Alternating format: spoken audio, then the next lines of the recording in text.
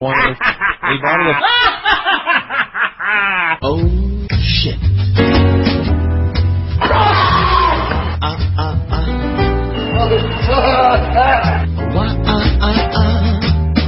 Get up, come on, get down with the sickness.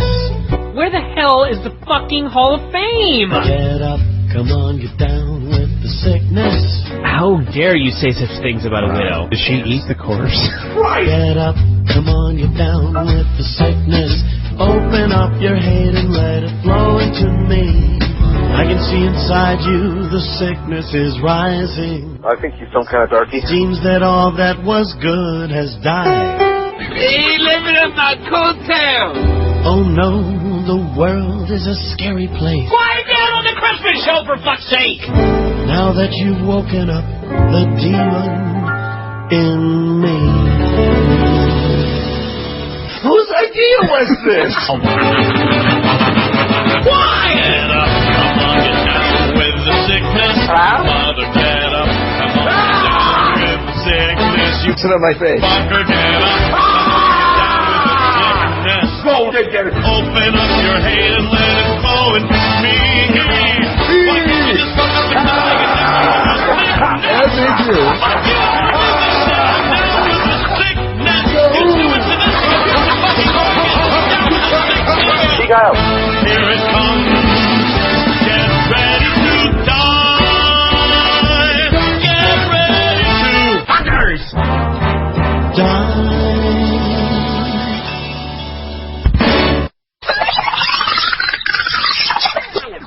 Anyway, we're expecting a call from Alan 4L. He's not dialed in yet. Oh. May have been an issue with the time difference. I know that in those of you in the UK, or in the case of young Alan, Ireland, can alert me to this, but in the US we have daylight savings time. So, you know, in the fall the clocks move back, and in the summer they spring forward, as they say. And I don't think they do that in the UK and Ireland. I'm pretty sure we're the only country that does that. So that means that it's not always 8 hours ahead. Sometimes it's 9 hours ahead or something like that. So he may be getting ready to call at 12:30 as opposed to 11:30. So if he doesn't call in, that's why. But he was calling in to discuss the 2010 Battle of Los Angeles tournament, which, for those of you who are unaware, I am in fact going to be going to that tournament this year. Leave on Friday. It's September 4th and 5th, Reseda, California. Alan? Alan? Oh, Sure. he just said something. You did? Yeah. Hey, Alan, hold on a second. Hold on. Don't say anything for a second. I'm going to try and turn this off and turn it back on. Oh, this show is a disaster. Okay, hold on. I'm going to try this again. Alan. I blame Ireland. Why can't I hear anything on this show? Clearly, there's something wrong with their technology that won't work with yours. Alan, if you can hear us, make any noise. Hello. Oh, there we go. Well, Okay. how about... I can hear you now. Perfect. Oh, that explains it. I had the wrong knob turned up. I'm on a roll today, Alan. Fine. Save the show. It's the worst. Did you give me the domestic number, I think, and I was calling that? No, they're both the same number, but apparently your Skype doesn't like 1-800. Both of those numbers went to the exact same line. Okay. Yeah. All right. Well, forget about that. I'm on here now, so that's all that matters. That is true. That is all that matters. Alan, we've had a terrible show here. We need you to save the day. Well, now you get to talk some good wrestling, so it's all good. It's going to turn right around. All right. Well, let's... Battle of Los Angeles. Yeah, tell us about the Battle of L.A. We ran down all of the competitors, but what are your thoughts? Talk about each of the matches in this tournament.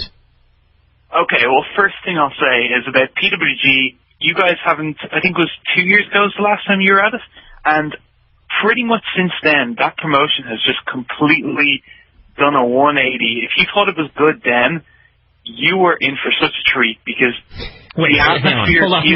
Hold on. Wouldn't the 180 be if it was good then and it's bad now? Yeah, we don't want a 180 here. It's gone from like acceptably good to the best wrestling in the world good. The atmosphere at these shows is just, it's unlike anything anywhere. I can't stress this enough. Every single show is a complete home run. They've been The Reseda fans are just completely out of their mind insane. All the wrestlers are over like there's no tomorrow, and all the matches are always amazing. So, Alan, you're the most positive man I've ever met. And I haven't even met you. Trust me, Brian, you'll see what I mean at these shows. PWG recently has been on fire. There's a reason they turned away about 200 or 300 people at the anniversary show a couple of months ago. There's no Bryan Danielson showed up? Yeah. Yeah, but that was like the... non-factor. That played a big part in it, don't get me wrong, but they've been doing packed houses really for the last year and a half before that. So now, Alan, I have been to 2 Battle of LAs, and I thought that they were both awesome. And so I'm skeptical of your claim that it's like infinitely better now, because I'm not sure how that would even be possible. Those 2 Battle of LAs were really good, but trust me, Brian, you'll see what I mean. The crowd heat for everything is just so much better, and everything just gets over so much more. It's just like, talk to any of the guys from PWG. I've had a lot of them on my show, and they always say, like, kind of, there's this turning point, a couple of just late 2007, early 2008, where just things just went crazy for that promotion, and it's been nonstop ever since. So I would like to know, this would be like asking Caden if Talalip is any good. Of course he's going to say yes. Well, yeah, there may be part of that in it, but I think all the fans will kind of say the same thing too, and that's really what matters. So let's look at these matches. All right. We'll start with Claudio Castagnoli versus Ricochet. That's a match which has happened once before, I believe in 2007 in Chikara, and it was awesome then. And both these guys are like a million times better now, so it should be ridiculous. Claudio's going to throw Ricochet from one side of the building to the other, perhaps. That does sound fun. And Ricochet will probably respond by doing flips from one side of the building to the other. So it's going to be crazy. Now, actually, Alan, let me cut you off here, because I'm looking at the brackets myself here, I'm on, of all places, Wikipedia, so God knows. But in the brackets that I'm looking at right here, I see the match you're talking about, and it is like below the rest of the bracket, because it is a bracket with 9 first-round matches. Yeah. So how does that work? Please explain. Nobody knows how it's going to work. It's being kept under lock and key. It is looks like Eden. Huh. Okay. Yes, they're doing the first night. I'm not really sure about if I like tournaments being gimmicky, if they have some kind of gimmicky idea that they're doing, but I kind of trust them. They kind of generally don't do stupid things, and with their booking, they kind of keep it pretty plain and simple. So I figure they've got an idea of what they're doing with this, and I'm just going to see how it pans out. So I'm not crazy. There are 9 first-round matches here. I'm not nuts. Yes. Yeah. Okay. There's 9. Some people speculated that it might have something to do with the various tag teams that are in here. Like, we might get some kind of tag team thing working into it, or which would just be a bit weird, I think. But I don't know what's going to happen, but we'll see. But yeah, 9 matches in the first round, and all singles matches. So, all right. Brandon Bonham versus Brian Cage. Brian Cage just debuted at the anniversary show. I haven't seen him yet. I believe he's just signed with WWE, so this will be his last show. And Brandon Bonham is a guy who has been in PWG for a while now, and was pretty good and kind of a decent guy in the mid card. Then he had this match with Chris Hero about 4 or 5 months ago, which was just insanely great, and he stepped up huge in that match, and ever since then everyone's been kind of looking at him a bit differently, and I could see him going quite far in this. Austin Aries versus Rocky Romero. Haven't seen Rocky Romero in PWG in ages. He's been mainly in Mexico. I've only seen him a couple of times recently, and from what I've seen, he looks quite good. I think this match could be fun. Aries is always interesting, to say the least. Joey Ryan versus Chuck Taylor. Guys, go on YouTube if you want to see something that will warm your heart. It's a Chuck Taylor versus Joey Ryan match from IWA Mid-South 2 or 3 years ago, where Chuck Taylor is sporting a fantastic mullet and Joey Ryan's got his full 70s look going, and they pretty much just copy each other's heel spots and just do the most ridiculous comedy gaga match in the history of wrestling. It was very, very humorous. But they're going at it again here. I think it's going to be a bit more serious here in PWG, and I could see. I was going to mention that like the one thing about this year's BOLA is it's completely open. Like I have no idea who's going to win this. There's really no surefire candidate at all. I think Chuck Taylor's probably got as good a chance as anyone. I don't know if Joey's going to win it as just kind of the guy who's kind of been there forever. I can't really see that happening. But Chuck Taylor, I think, is in the mix, definitely. So he could go far coming through this match. Watch him lose in the first round here. But Paul London versus Roderick Strong.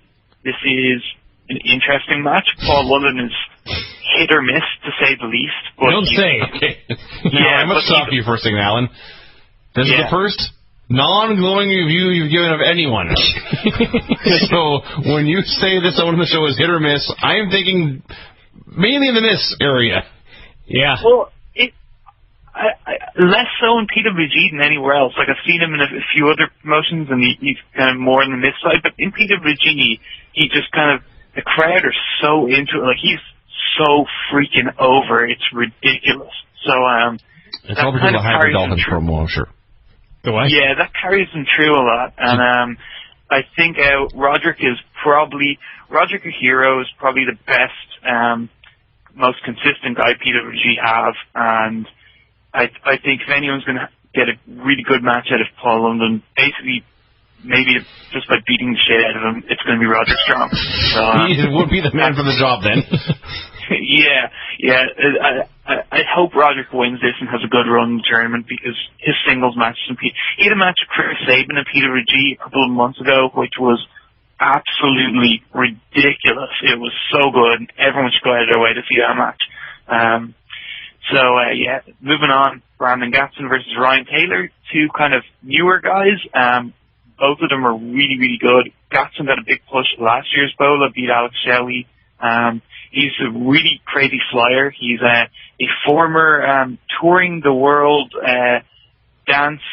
child dance star of some kind, performed in Chile in front of like hundreds and thousands of people, was on some American game show or something on YouTube where as a kid he was doing flips and all this, and it was quite strange, but he's a wrestler now, and he's pretty... It's quite strange. Pretty interesting. Yeah, it is. They always reference it on commentary and stuff, and former child dance stars. But what's the man's name again? Against Brandon Gatson. Brandon Gatson. Google it, Vinny. Yeah. All right. Yeah, he does a nice Sasuke special, but he'll be against Ryan Taylor, who I am a big proponent of. I think I'm the biggest Ryan Taylor fan there is. Definitely. He's so good. He spent about a couple of months in K-Dojo in Japan before he started in PWG, and you can tell that just really honed his skills and got his fundamentals down, and he's one hell of a wrestler, and he's been having some great matches this year, and I look for this match to be a real sleeper in the first round. It's a rematch from a match they had in May, which stole that show that was on, so I look for that to be a real good one.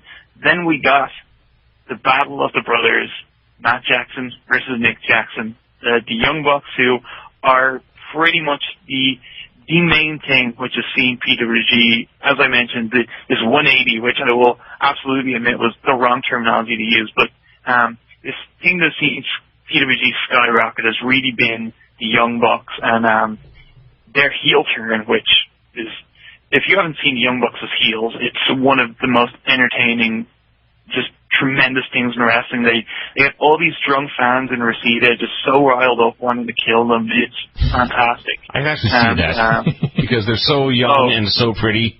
The drunken wrestling fans may hate them passionately. Pretty, you say? Vinny, it's amazing. They'll do things like they'll have these really like complex kind of babyface kind of double team spots that they always do, and like the crowd started booing these spots back when they were good guys, so now they do them to annoy the fans. And they'll do them they'll do one move like 4 times in a row, and we'll just get more and more heat each time. Or like, that makes you love them.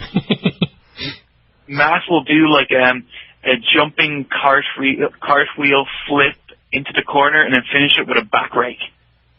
But Yeah, it's fantastic. But they're going against each other here, which it happened in WXW in Germany in their 16-carat tournament earlier this year, and it was really, really good there. So I'm expecting with the Reseda crowd, and I'm not sure how they're going to work it since they're just both. But in WXW, Matt kind of became the heel, and then Nick worked babyface in that match. But when they're in PWG, they're both Nick as well. Nick is really heelish. Maybe more of the two of them. He's the more so in PWG, and so I don't know really how this is going to work. But I'm sure it's going to be ridiculously good. Whatever they do, El Generico versus Akira Tozawa. This is, I think, the match that has most PWG fans excited the most. Tozawa's been in PWG the last few months. He's from Dragon Gate, if anyone doesn't know. He is the most ridiculously charismatic, over-the-top, crazy character. It's like he does a dinner plate full of cocaine before he comes out to the ring. And he in the ring.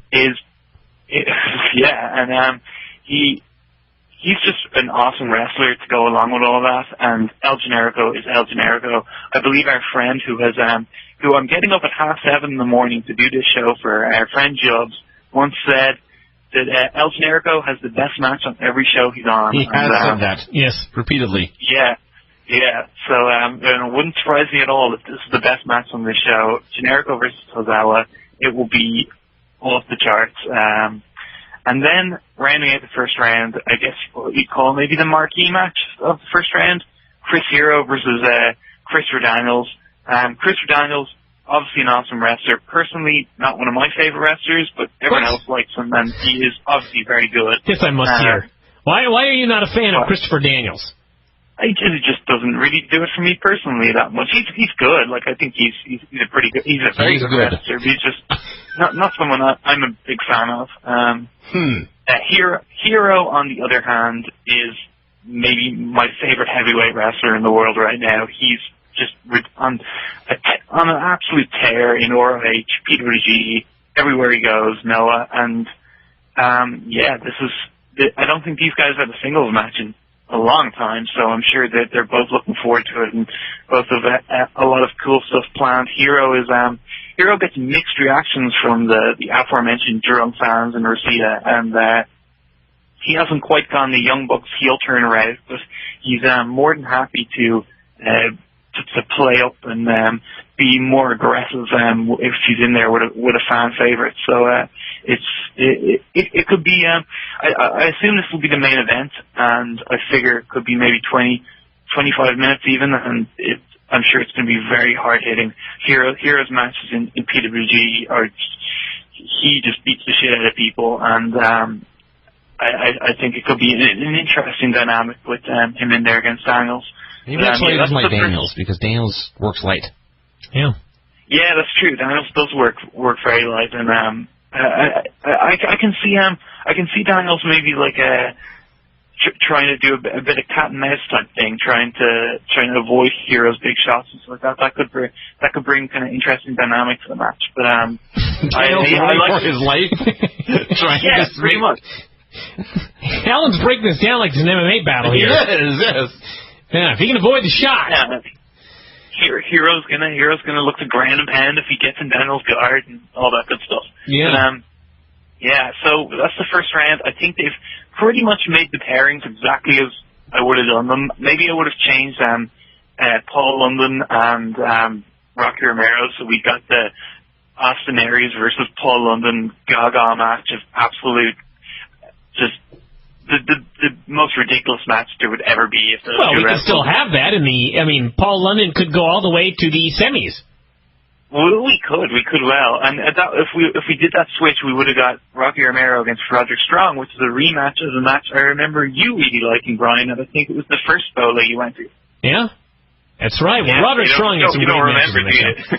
I'd have to go back and look at all the matches. I just remember that Generico did, in fact, have the best match on all the matches of the show. Yes. So Jubbs was right that evening, if I recall correctly. It was a long time ago, Alan. Come on now. And I remember there was that crazy Super Dragon match, which was one of his last matches.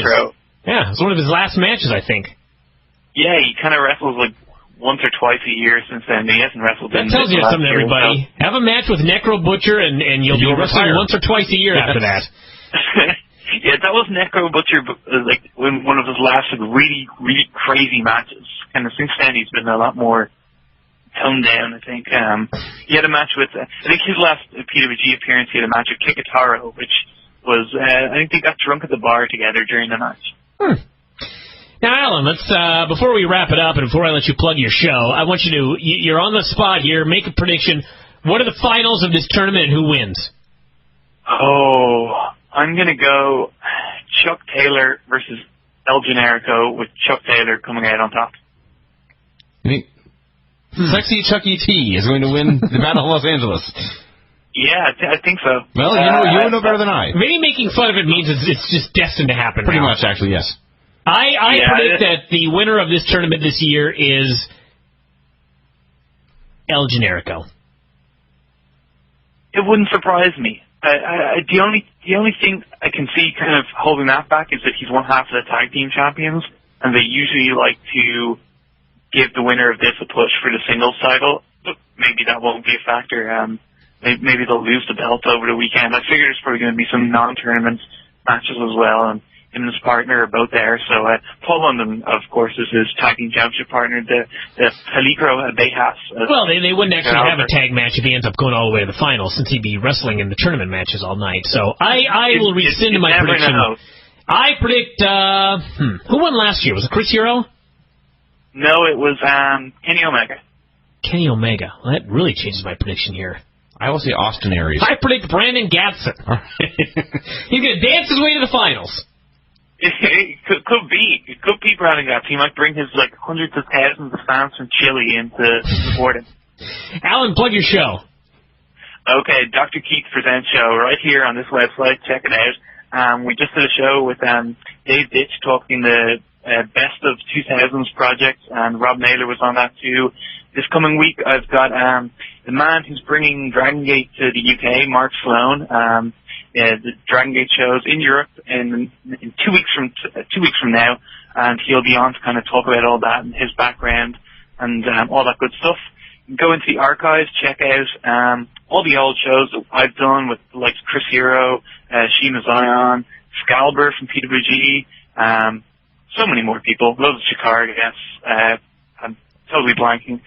Or go even further back and check out the interviews we've had, or Keith has had, with the likes of Brock Lesnar, Steve Austin, some real big names in the pro wrestling industry. So yeah, lots of variety. I think that variety is the spice of life, and that's kind of what I like to have with the Dr. Keith Present show. We mix it up a lot, so we've got lots of different types of shows and styles of guests and all that good stuff. How ironic that a man who's not a fan of Chris Daniels should mention the spice of life.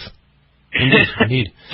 I found a ton of Brandon Gatson clips on YouTube. One where he was dancing in Chile in front of what it claims is 18,000 fans. Oh. A little short of the hundreds and hundreds of thousands, but... I've heard hundreds and thousands, but I could be wrong. More importantly, I found something, and this is posted by the same person who posted the clip from Chile. It's a person named Gat House. That's him, I think. Brandon Gatson is part of this dance troupe known as Four Boys and a Babe. And there's 4 white kids about 10 years old and a little girl about 5, and they're dancing on the Arsenio Hall show. And one of them is getting the Whirly Bird Slam like James. Oh, you put her down. Oh, good. It's just slammer like James Storm doing the Eye of the Hurricane, whatever that move is. Oh, God. They're wearing parachute pants. This is entertainment. Wow. Yep. Well, this weekend, doing Sasuke specials. From Arsenio Hall to the PWG Arena in Reseda, California. We're going to see it this coming weekend, and he's going to dance his way to the finals, like I said earlier. I just want to get that pun out there one more time.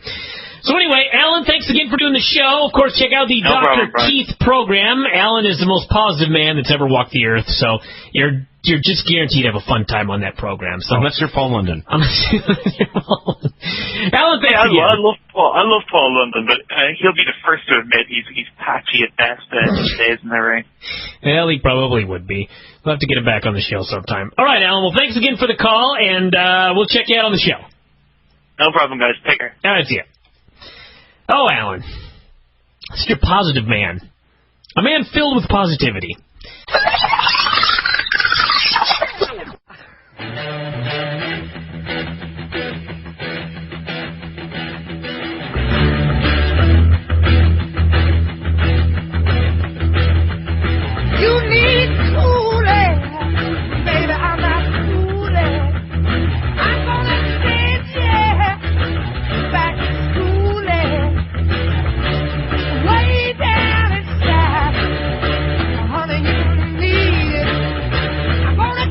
Peni. Peni. A whole lot of wangs. A whole lot of wangs. A whole lot of wangs. A whole lot of wangs. Fine work. Excellent work. That's from Ben there. Sheng Long. A song for the B&V show. Ric Flair and Little Richard together. Let's see how it sounds. How about this brand new thing called rock and roll? Even though it was just invented, we already remember it fondly. Here's Little Richard with piano riff Woo!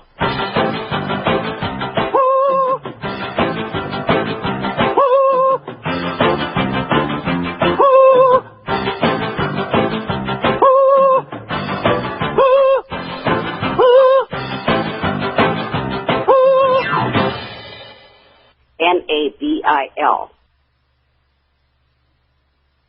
Is there more? Nabil. So the joke of that song was... I'll tell you what the joke of that song was. Watch this. I am going onto the board, and I'm going to ban Nabil. Right now, for turning that song in? Yeah. I'm going to do this right here in front of... so that all of you can hear this. It's really a live on-air banning. Only not live. And not over the air. Username begins with N. Followed by an A. And... I'm going to have to find it here. How many N's are there? So I'm going to do it. You just ruined the show, and now I'm going to ruin him. You ruined the show. Mm-hmm.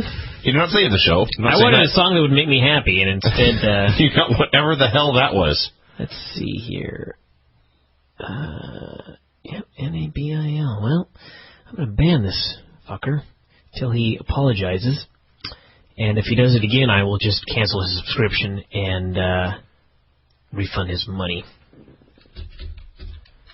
I'm making everybody listen to this right here. Yes, you are. There he is, right there. You could simply hit the pause button and take care of this little business and then start recording again. I want people to know what a petty man I am. What an angry man I am. It's okay to mess with me sometimes. When you mess with me on a day that it's just a bad day, trouble. Oh, hello there. Oh, he's offline. Little does he know when he tries to come back. He's going to stay offline? Yeah. Sucks to be him, too, because I'm going on vacation.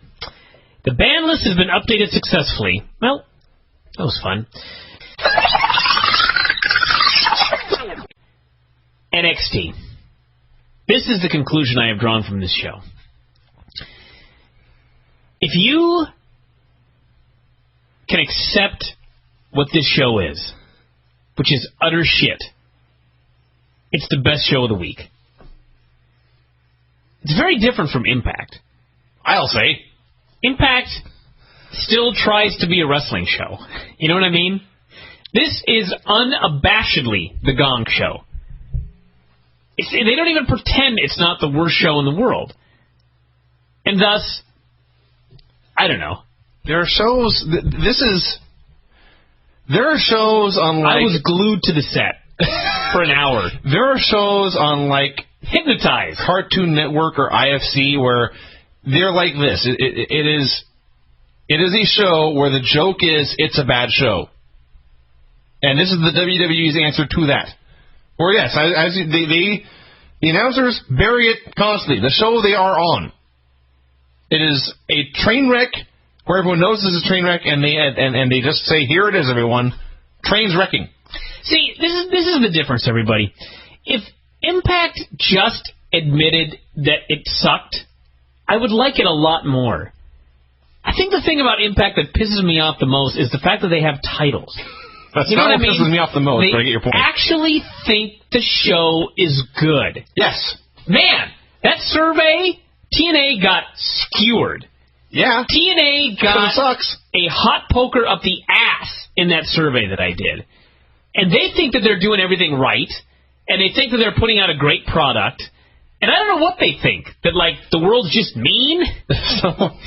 Someone put up a YouTube link to a bunch of Thunder clips gone wrong, saying people forget, they think TNA is the worst show ever. They forgot how bad Thunder was. And they show a bunch of things on Thunder, and it's a bunch of things going horribly wrong. Technical issues, blown spots. It was a disaster of a TV show. But here's the thing. Things went wrong on that show all the time, and thus it sucked. Everything goes right on Impact. It's the show, that show that you see is the show they want to produce. They want it to look like it does. That's why it sucks more. Yeah. I can't believe we're talking about Impact here on the show. But the point is, NXT is Impact if Impact knew it sucked and just accepted it. I mean, they even have a gong now. Michael Cole, let me just talk about this show. The best thing about the gong is let me just talk about this show. Vicky comes out with Caitlyn amidst massive heat. Vicky, by the way, is a better heel than anyone on Impact by a country mile. Yes.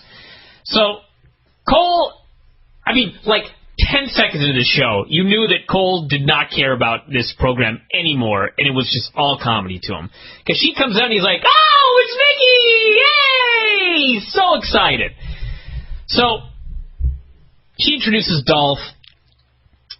For those of you that read the newsletter this week and my SmackDown report, on Friday, I said that Dolph is absolutely going to be fucking Caitlyn before all is said and done.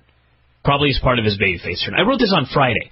Here it is Tuesday, they're already pulling the trigger. Mm-hmm. Talk about not having any patience whatsoever. The only thing I can figure is that they're terrified Caitlyn may get cut. In which case, you're back! Who cares? She'll be on the show every week whether she gets voted off or not. Anyway, she introduces Dolph, and she's out there with Caitlyn, and right then I just knew this is where this is going. So, Dolph and Caitlyn beat Primo and AJ. In the cut to the chase, Dolph gives Caitlyn a prolonged hug afterwards, lifts her up, she wraps her legs around him. Vicky is not pleased. I could not even believe it was already started. It took them one segment. They didn't even drop hints for 3 or 4 weeks. There were no lingering stares. Or maybe just a glance, like Dolph is coming out and Dolph didn't just look her up and down. Nope. They may as well just made out right there. God, this was stupid. They were stupid. The match itself... It wasn't stupid. It was just, I can't believe they jumped the gun so fast. That's stupid. Yeah, sure. But, the whole show is stupid! People watched the wrestling hoping to see the girls screw up. The girls did not screw up anything here, all things considered. And the guys looked great. Primo in particular looked awesome. Listen, this will probably be the best match in NXT Season 3. Girls... This? Absolutely wrong. The girls did not screw anything up, but it was amateur hour. Caitlyn has absolutely no idea what she's doing. And AJ has a ton of experience, but still looks only slightly less green than everybody else. And, yes, nobody was killed. That does not make it good. Primo made it good. That makes everyone lucky. You have a point there. Primo made this good. So, we got a Maxine video package. I predict she's eliminated first. She looks much better with curly hair. She said, much better. I want 100% power and control, she said. So she will last a month in WWE. Got a Maxine. Oh, I'm sorry. I didn't do that one. Up next was, I swear to fucking God, a joke-off. A jerk-off. That would have been so much more entertaining. Matt Stryker calls out all the girls. And they're going to tell some jokes. And AJ goes first. She told a joke I could not comprehend. I did not get a single word of it. She spoke way too fast. Everyone booed like crazy. And I'm sure AJ is a really nice girl, but she's so small and she's so bubbly that she's annoying. And maybe she'll become a great heel. I don't know. But it's like she's trying to go out of her way to be cute. She doesn't need to do that. This sucked.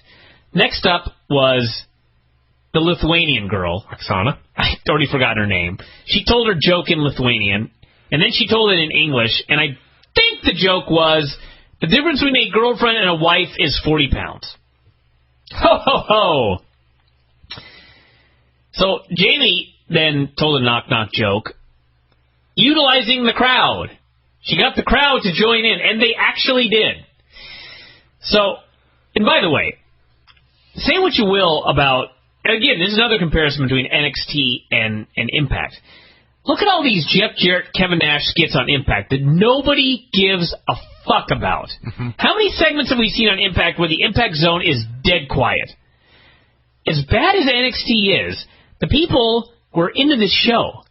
They played along with this stupid thing right here. They actually were counting along for push-ups in the goddamn obstacle course. I was amazed. That is true. I was absolutely amazed. So, anyway, her joke is knock knock. Who's there? Oksana. Oksana who? Exactly! I actually laughed out loud. I think that was the only moment in the show where the announcers gave any of the women any credit at all. I actually laughed. So Naomi was up next, and her joke was, what do you call a dog with no legs? It doesn't matter because it's not coming to you. Her delivery was good enough to make this second place. So Maxine was up next. She said she was in the ring with 5 jokes. She buried AJ, which is funny because actually she was in the middle of calling her small and cute, and this made AJ mad. So apparently she wants to be large and fat. That's her goal in life. So they had a cat fight. It sucked. Stryker broke it up. Impact moment in the sense that in the last match, in the girls' match that we saw earlier, there was like a moment where AJ slapped the shit out of Dolph and he was selling for her. Well, here, Matt Stryker just walks right in between AJ and another girl. He doesn't even break a sweat. He's just like, stop! Pushes them apart, and none the worse for wear. Regardless. So, next up was Jamie. Actually, no, Jamie won. So after Jamie wins, Cole starts repeatedly banging his gong at ringside. Here is where we need to explain this. This show sucks! This show is horrible! He's banging this gong repeatedly. Now, see what... the camera was showing what was in the ring. Jamie or whoever won was celebrating. They were playing music. And then we just heard this... Clang, clang, clang, clang, clang, clang, we had no idea what was going on. clang. I thought it was someone's horrible new music, or perhaps some lighting had fallen from the ceiling. And then we cut to Michael Cole sitting next to the announcer's desk, ringing a goddamn gong. Yes. It apparently had been there the entire time. Yes. It was never introduced where this gong came from. Nobody questioned why it was there. There was just a fucking gong. This entire show should be gonged, he screamed, and he just banged the thing repeatedly. The Divas and Stryker, until they went to commercial. All of the fans who bought a ticket and the entire show, except him and Matthews, should be gonged, and he kept ringing it until they went to commercial. Yeah. This was an amazing moment. By the way, we need to talk about some of the other comments here. First of all, in the very opening segment of the show, Michael Cole actually said, and this is a direct quote, "They do not pay me to call this stupid show." Actually, they do, but I perhaps he's on salary and they just told him to give him more work without an extra pay. I don't know. So then who would ever do that? What's that? Who would ever do that? I don't know. I've heard of things. So during the joke off, Cole mentioned that he wanted Naomi to win every competition, so the show would end earlier. And this line cracked himself up. And he made himself giggle for a long time. And then at the end, Stryker announced that one of these women would be the next diva, at which point Matthew said, "That's too bad."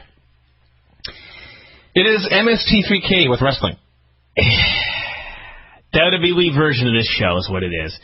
Then we had Oksana and Jamie in a singles match. The first singles match on this season of NXT with 2 girls. Holy fuck. It was no good.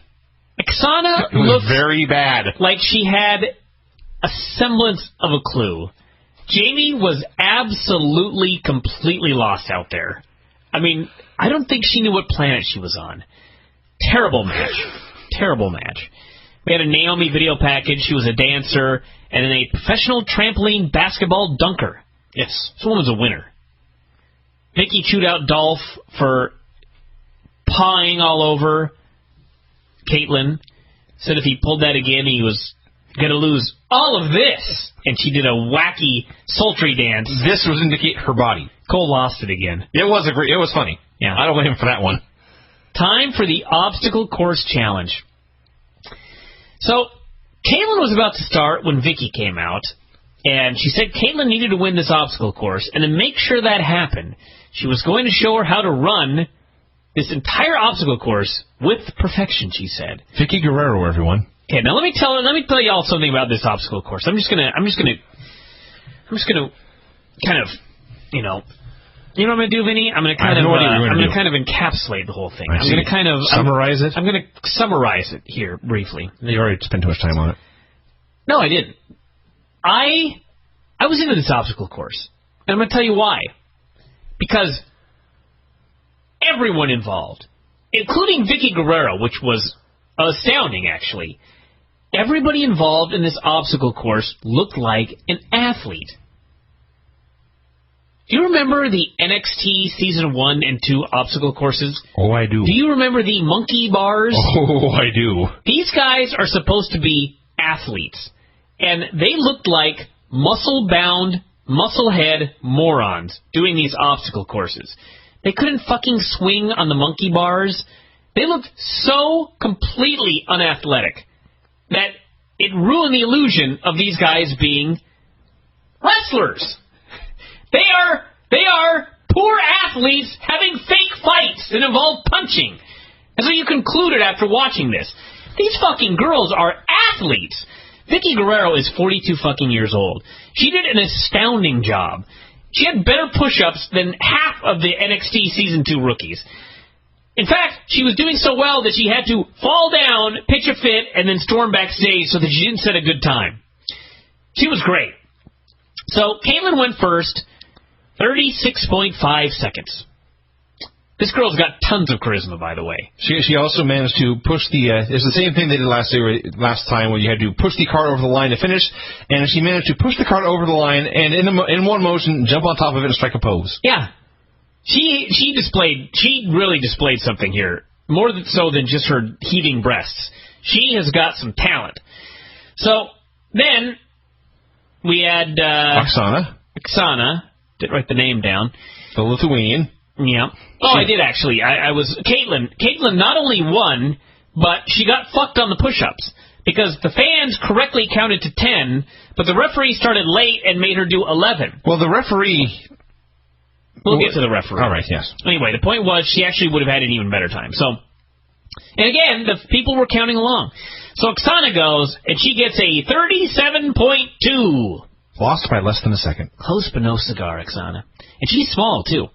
Next, we had AJ, who had to do approximately 14 push-ups because the ref would not count for her if she did not go down far enough. She looked the least athletic of all the girls, and she's the smallest and the skinniest. So... Bad for wrestling. Very bad for wrestling. It's a bad combo. I do not see, and I could be wrong here, I've been wrong many times in the past, but I do not see AJ in WWE in a year. And not to say shouldn't, I just don't see her being there. We had 46.0 seconds, by the way, so she was 10 fucking seconds slower than Caitlin. No buys. Maxine nearly won, but then fell off the balance beam and had to start over, so she got 39.1. Jamie did a 36.8. She would have won, but she hauled ass through the thing, and then she had to push the thing up the ramp, and she just died. And she pushed it as slow as humanly possible and ended up losing. So this was the moment where people were actually going crazy. I don't know. And it helps that she seemed destined to win and then lost by 0.3 of a second. It was a very dramatic finish. It was almost like she threw the thing. Or she just got blown up. Or the cart turned out to be heavier than she thought. I don't know. AJ got the thing up there. This girl's like a bodybuilder. You're right. Yes. So, then Naomi went, and she looked to be the best athlete by leaps and bounds. But, as she's running, she missed the first tire. Yes. And the ref made her start over, and that threw her completely off her game. She proceeded to fall off the beam. She was doing these push-ups that the ref didn't like, and so instead of just not counting when they weren't the way he liked them, he made her start all over again at 0.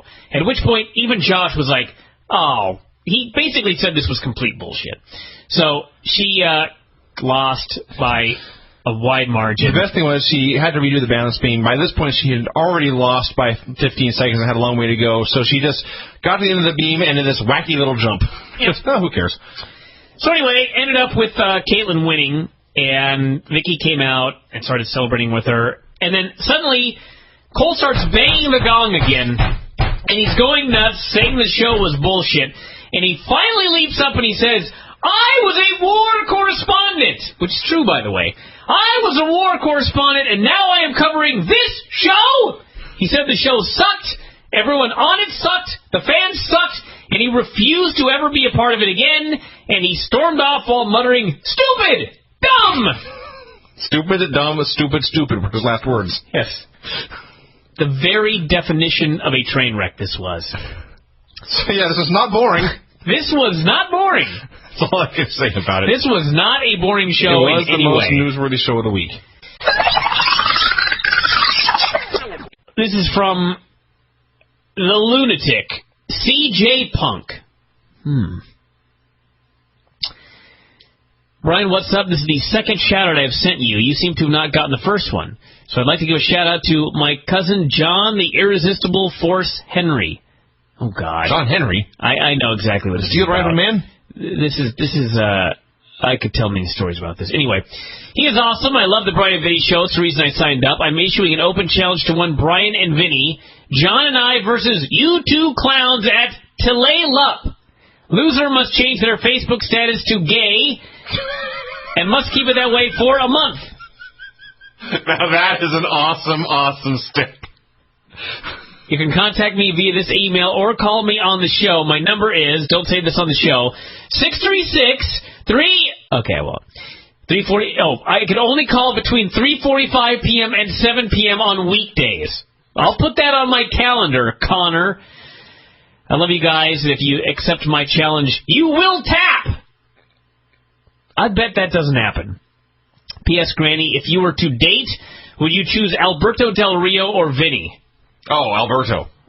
And if she came to you on a mistake, I would turn her away. She would. You need to go to Alberto, young lady. Yeah, it'd be crazy not to. That was a wacky shout-out right there from Connor at 636.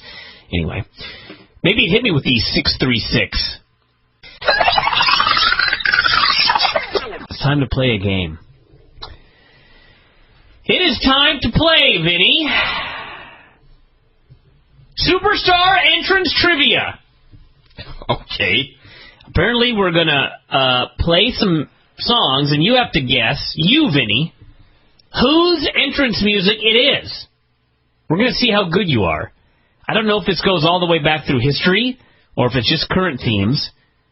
Hopefully, it goes back through history, or we're in trouble. I want some 80s music. So we're gonna play this game here, Vinny. How to play.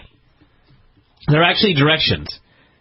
Listen and try to match the WWE superstar with their correct entrance theme. Good luck! Are you ready? Yes. Here we go. Listen to the entrance clip and see if you can identify the superstar.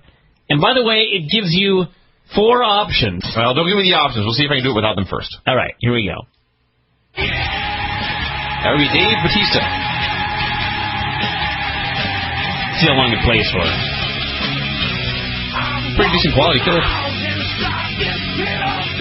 He walks for miles inside this pit of danger.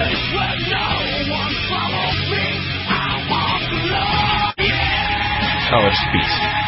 No, that's what happened when I chose Batista. He goes, yeah! It now gives me the option of buying his song. Next question. Maybe you should, just for the journalistic. All right.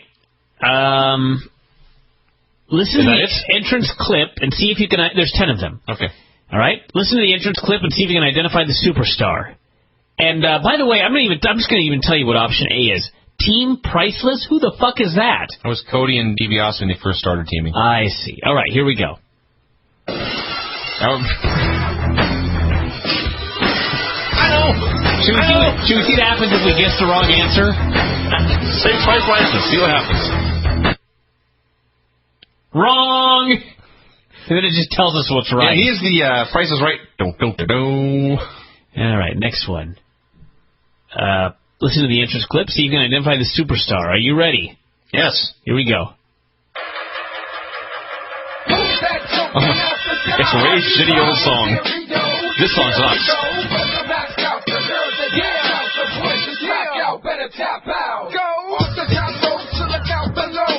Wow, that is a shitty song. It's really awful.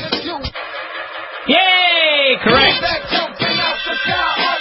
I was sad because one of the options was the ECW theme and they didn't play it. Ah. Fuckers. All right, listen to the entrance clip. See if you can identify the superstar. 4 of 10. Are you ready? Sure. One of these would be an old school worker, so let's see if they do it for us. Stand back. Oh, well, at least they took out the part where he said his name. They did edit it. But that is the Hurricane. That is, in fact, Hurricane Helms. It is not the Vader. I should have been reading all of the possibilities. The possibilities here were Hurricane Helms, The Big Show, Evolution, or Vader. I think Evolution is actually even funnier. Stand back. This is the Evolution theme now. All right, Hurricane Helms. Next question. Listen to the entrance clip. See if you're going to identify the superstar. 5 of 10. I will play the song. You take a guess, and I'll tell you the available options. Here we go. There's a great song.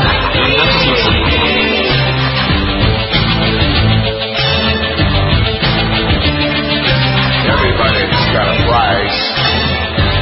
What do you think? Everybody's gonna pay. Oh, they cut it off. Hey, that's Ted DiBiase. The real Ted DiBiase. The options were The $1 Million Man, Umaga, What? SmackDown theme, or The Rock. $1 Million Man. What if they play this whole song here? Let's go to the next question. Identify the superstar. One of these, there could be a great song played. Here we go. This is 6 out of 10. Oh, my God. Oh, Vinny. Jake Roberts. That is correct. Yes. The options were Jake Roberts, Matt Stryker, John Morrison, or William Regal. Okay, simply, even if you had never heard Jake Roberts' music, just knowing he wrestled in the 80s and hearing that music should have been the tip-off. Jake Roberts was, in fact, correct. Next question. This is 7 out of 10.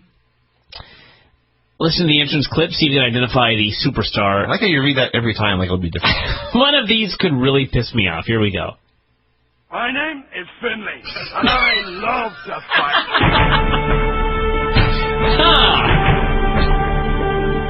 That's Dave Finley. That is, in fact, Finley. My name is Finley, and I love to fight. Yeah. What were the other options? Melina, Maurice, or Shane McMahon. Those are actually all funny. Can you imagine if Maurice came out to this? I think Shane's actually the funniest one. My name is Finley, and I love to fight. My name is Finley, All right. and I love to fight. Finley is, in fact, correct. 8 out of 10. Listen to the entrance clip. See if you can identify the superstar. Are you ready? Yes.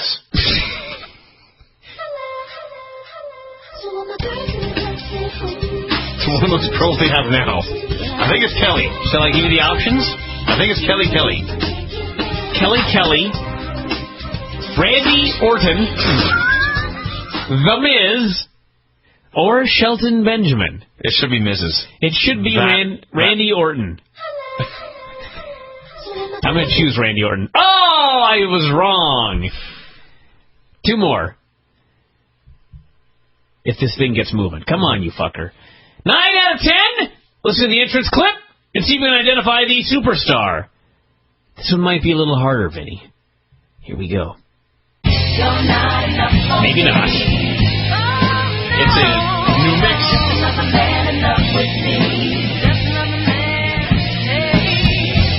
I'm fascinated by this, actually. It's a terrible song. This is like a bad song covered by the DX Band. Listen Well, to that's that. way cool. You're not enough for me. What a shitty song. Hawkins and Ryder? Jesse and Festus? Just another man in love with me. JBL? Or Michelle McCool? If any JBL hears he was an option for this song, he may drive back to Connecticut and start hitting people. And finally, this is the last one, Vinny. Are you ready? Sure. Listen to the entrance clip and see if you can identify the superstar. Number 10. This theoretically is going to be the hardest one. Are you ready? Mm-hmm.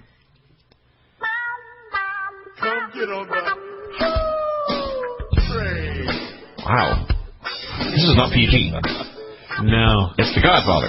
That is, in fact, The Godfather, Vinny. This game needed more songs from Pile Driver than the rest of the album. Vladimir Kozlov, Kung Fu Naki, R-Truth, and The Godfather were the options there.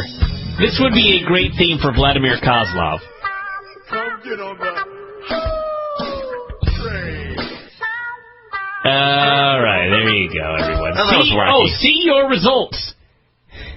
Game over. You answered 8 out of 10 correctly. Click to play again. I wonder if they did the same exact songs. That was an odd noise. Yeah, it was. It looks like they got different songs. Let's do one more here. Listen to the entrance clip and see if you can identify the superstar.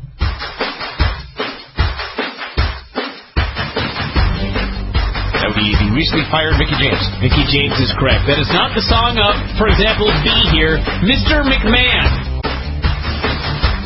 That would have been awesome, though. All right, that's enough of that. It's a pretty horrible song. God damn it. I do, in fact, have the llama promo that was done by Oksana.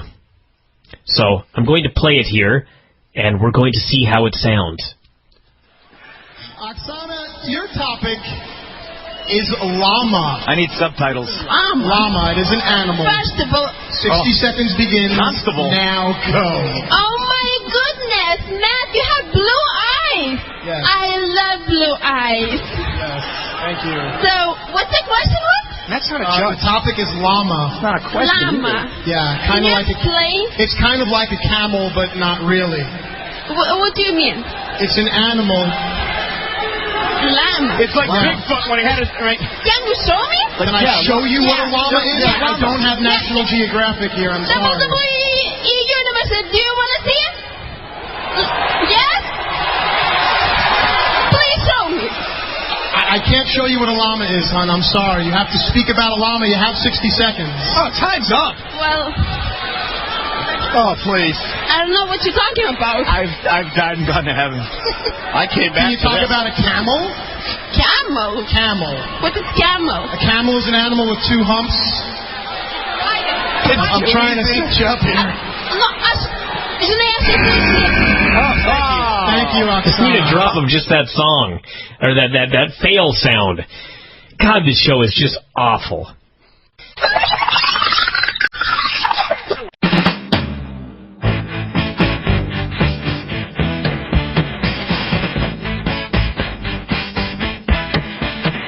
Hello? Hello?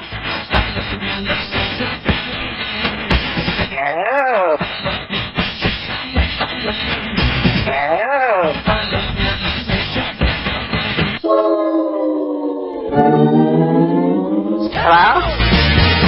Hello? Hello? Hello? Granny, Whoa. Yeah? what was that? That's what I was doing. No. Gambling online. No. I was sitting here listening to Roll Out the Barrel. Oh, Granny. Just to get in the mood. You know what's funny is Huh? I'm trying to find a way to describe this here, Granny. Like, What? I don't ever listen to any of these songs except when we're doing the show. I don't like sit there on a Thursday night and go, you know, I'm going to play that one song where a great colleague said something in a foreign language. You're sitting there listening to Roll Out the Barrel just for the fun of it. No, I love the song. I could sit there and listen to it. In fact, I sat and listened to it 2 times. I just like the song. Well, that's good, Granny. That's good. I love it. It's got a nice beat, and it makes me happy. A And nice beat. Granny, play it on the air here. I got to hear it now. what? Load it up and put the phone up next to it. I need to hear part of it. Wait a minute. I got to go back home. Back home? No, back to the page where I started. I see. Okay, just a minute. Play like 30 to 45 seconds of it. Maybe it'll make me happy, too, with its, Okay, just a With minute. its nice beat. with its nice beat.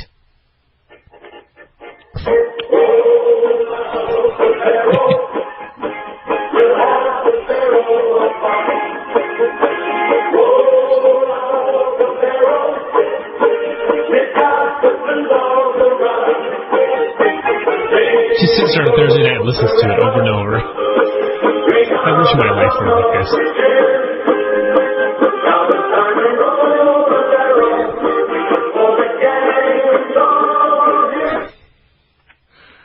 Okay. That's awesome.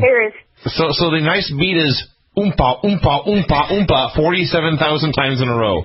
Are you guys making fun of me? No, White people, everyone. I was going to make fun of Vince. That's the sound it makes when he walks. How dare you point out something that is only partially untrue? Granny, what are we talking about this week? Let's see.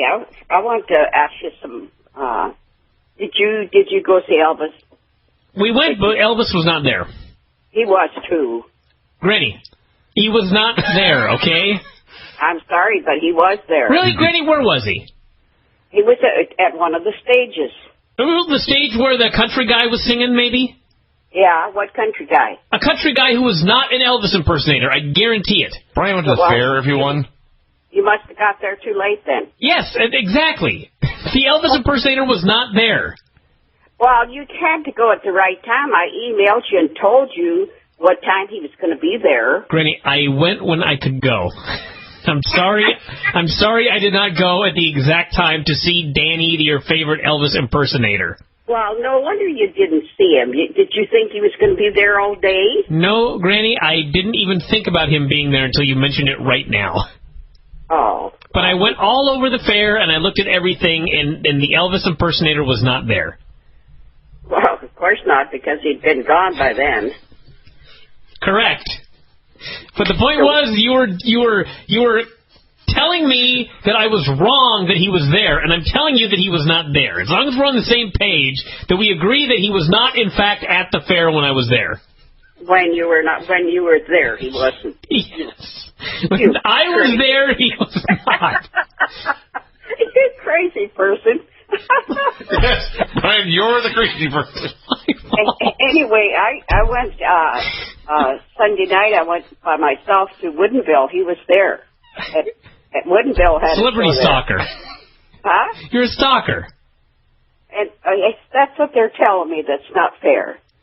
In what way? You follow him everywhere that he goes. I know, we love him. Anyway, you missed Stan Morrison, and we were there all day. We got there at 11 and didn't come home until... Stan Morrison? Is he the one that did the Transformers theme? That's Stan Bush. I'm stunned you're not even that close. No, I remembered Stan. He has the accordion, and he used to have a show on TV years ago. The accordion That's wasn't impossible. in the Transformers theme? Didn't have an accordion? I'm sure someone somewhere has done a version of it. Go ahead, Granny. Anyway, and then after that was Elvis came back. He was there twice. We sat through two of them. And then Jerry Endo, you probably haven't heard of him. He has a restaurant up in Jerry Only? Huh? Jerry Only? Endo. Oh. E-N-D-E-L. He's a Western. You probably haven't heard of him, but I'm sure you know Stan Morrison. Yeah. And Borison. Borison. Right. Oh. Oh, and Vince, I wanted to tell you that maybe Sylvia and I and her neighbor might come up and watch you wrestle next time at Marysville. Well, that would be fun. Yeah, she's a big fan, so she would drive, she said. Oh, excellent. Well, how about that? Yeah. Wow. You know, it will be night. Yeah, and I probably won't get in free either, will I? Well, I don't know if I pull the same strings I used to, Granny. Probably not. I guess I'll have to pay. But the day I was at the fair, I took my own lunch, so the only money I spent all day was $2 for a cup of coffee. You packed your own lunch to the fair. Let me just tell a quick story about this fair. Whitney and I went, and we paid for parking. We paid to get in. We got some food. I got an extra hot dog. We got some ice cream. And she suddenly noted, we've spent $60. Yeah, I almost killed myself. $60 at the fair. And we got nothing. Yes. And guess what? It didn't cost us anything because it was senior day. Well, remember that day, Granny, a long time ago when we were at the bowling alley, and you said, hey, Brian, next week you can bowl for free. And I said, why is that? And you said, it's seniors bowl free. Aren't you a senior in high school this year? Oh, God, I never said that. Oh, yes, you did, Granny. Oh, come on. Granny, how... I made that story up, you're telling me? I'm sure you did. Never. Okay, I'll take the one end of it. Anyway, and Dancing with the Stars. I've heard who was in there. I've not heard any of the names except not Chris Jericho. Well, I'll tell you what. David Hasselhoff. Oh my God. Mm-hmm. Yeah, he's 58 years old, and he's probably going to get drunk before it's half over because that's pretty stressful. We can only hope so. They've got Florence Henderson, who is 76. Is it every Raw guest host is on Dancing with the Stars this year? It may be. Put out the names, Granny. Well, let's see. There's Kyle Massey. He's an actor. And then there's Andrina Partridge and Brandy. And then Bristol Palin. Oh, God. David Hasselhoff. Did I just say that? Florence Henderson. That's two. Jennifer Grey. Kurt Warner. Margaret Cho. Michael Bolton. Mike Sorrentino. And Rick, I think it's Fox or Fox. I think it's Fox. Fox or Fox? Rick Fox. I think it's Fox. Rick Fox. You know what my suggestion would be for them to do? Not name their child Rick Box? No, I think they should pick one person from every sport and have it on Dancing with the Stars. Every sport. Every sport in the world? Tennis? Yeah. So they could sumo. 11 people, and they could do it, different years. Shot put. And have like 4 guys and 5 women, or 5 women there's more. There'd have to be 6 and 5. Thank God there's only 11 sports on here. That would be a good idea. That would be a great idea, Granny. Highlight. Yeah. Well, what are we doing today as far as the Q&A and the history lesson? I hope it's not like the Nazi one we had last week. Hey, I had a lot of people say they wanted to hear the song. They were really mad at you. Well, should we guess what she's going to talk about this week? I'm going to guess the Manson family. That'd be a good one, actually. No, you said I had to come up with a good one. Not the Unabomber? No, actually. Oh, I have a question for you, though, Brian. Yes. How do you decide when you go out of town for your shows? You know what I'm saying? I check to see if Impact is going to be on, and if it is, then he flies out of town. What do you mean, how do I decide? How do you decide if you're going to go there or watch it on pay-per-view? Well, I tell Dana to book on... Well, no, I go if it's a big show. If it's a big one. Is there another one this weekend? I'm going down to the Battle of L.A. this weekend, thanks to our buddy Jubbs. Oh, that's what I was wondering, because you said something about going again this weekend. Yeah. Okay, now, when I'm going back there to, you're talking about the 1900s, and I kind of racked my brain, so I decided that the best thing for the year 1900s is my childhood. We had food on the table. Wait a minute. Sometimes not a lot. Granny, are you 110 years old? The 1900s. The 1930. 1900s. Yeah, not the 19th century, you idiot. Huh? No, I said 1900s. I know. Don't mind Vinny. He's not very smart sometimes. Go ahead, Granny. I guess not. Anyway, we had cover over our head, and if you'll notice, I didn't say that word. Roof. There was 8 of us kids, and we were all healthy, and can't remember of any broken bones. And my dad got kicked in the face by a horse, and he didn't die. Well, that's good. Wow. You're giggling. I'm not done yet. Oh, I'm sorry. Forgive me for laughing at the fact that your father was kicked in the face by a horse and did not die. That's right. And my 2-year-old When you say that brother, with my permission, go ahead and laugh. He didn't die. That was a poorly worded sentence, Granny, but go ahead. Are you guys going to quit interrupting, or do I have to get upset? Please don't get upset. Just go ahead. All right. Anyway, my 2-year-old brother ate a lot of choke cherries and drank water, too much water, so he was very sick, but he didn't die. My aunt and uncle's house got destroyed by a tornado. That's awful. Nobody died. What a lucky family. Life was good. We learned to entertain ourselves. Now the kids get cell phones at an early age, and their Nintendo games. They don't even have a childhood. You're telling me that Cliffy and Carlos don't have a childhood? Well, they do because their mom makes sure, but a lot of kids don't. Mm. Anyway, Can I play my song now? Another one?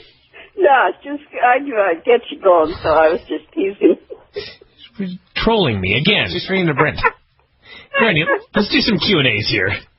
Oh. You're out of control today. Okay. Here's one. Oh, by the way, the Marsh Bank or whatever wants a shout-out. How do you do that? He sent it to you?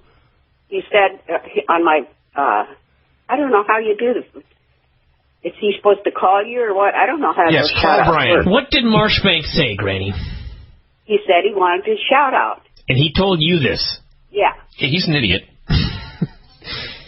Dear Marshbank, we do shout-outs every other week on the free show so that thousands and thousands and thousands of people hear it. If you would like me to do it on a paid show where far less people hear it, I can do that as well. But otherwise, just hang on and we'll do them this Tuesday. Okay. I thought I better get that in there.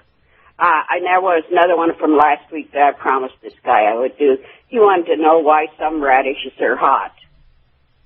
And I checked back into it, and they have a different chemical compound, and it's related to the type of soil and temperature. So that answers that question. Amazing. You would be an awesome ECW GM, Granny. What's that? Well, you'd be the host of Extreme Championship Wrestling, and they'd give you a script to read every week, and you'd go out there and recite it, much like you just did about the different chemical composition of radishes. Oh, okay. Okay, here's one. Steve, he sent one in last week too, but his last name is so hard to pronounce. It's like Kowsley or something like that. Anyway, he wanted to know how many jobs I've had in my lifetime. Get ready for this one. I'm ready. I was a babysitter, a house cleaner, setting pins in a bowling alley, strawberry picker, a waitress, plucked pin feathers from turkeys, babysitting in a bowling alley, delivering bark, bookkeeping for a lumber yard and a fence company, built picnic tables, drove a delivery truck, worked at Sears in the catalog department, bookkeeping and PR person for my son's fence company. PR? PR person. You know what that is? Yes, I do. I just did not know that Westwood Fence needed a public relations person. Well, it was me. Okay. Built planter boxes and birdhouses, and then doing your newsletters and being a guest on your show. 16 jobs in your lifetime, Granny. I thought it was more like 22. Anyway, and they wanted to know what the How worst did you get that math done? They wanted to know what the worst one was, and that would be the turkey plucking. That's almost one job per decade you've been around, Granny. And the best one was what I'm doing now with you guys. Now I feel bad. I'm glad we are more fun than building bird boxes or setting up bowling pins. Or picking cherries, you said? Yeah. Strawberries. Or folding newsletters, I'm sure. Or folding newsletters. Okay, and this one guy wants to know if you missed Anchor's shout-outs. Oh, this one guy? Is his name Andrew Crawford? Yeah. Oh, what a shocker. That's Anchor, Granny. Oh, it is? Yeah. I didn't know. I did, immediately. Okay. The answer is no.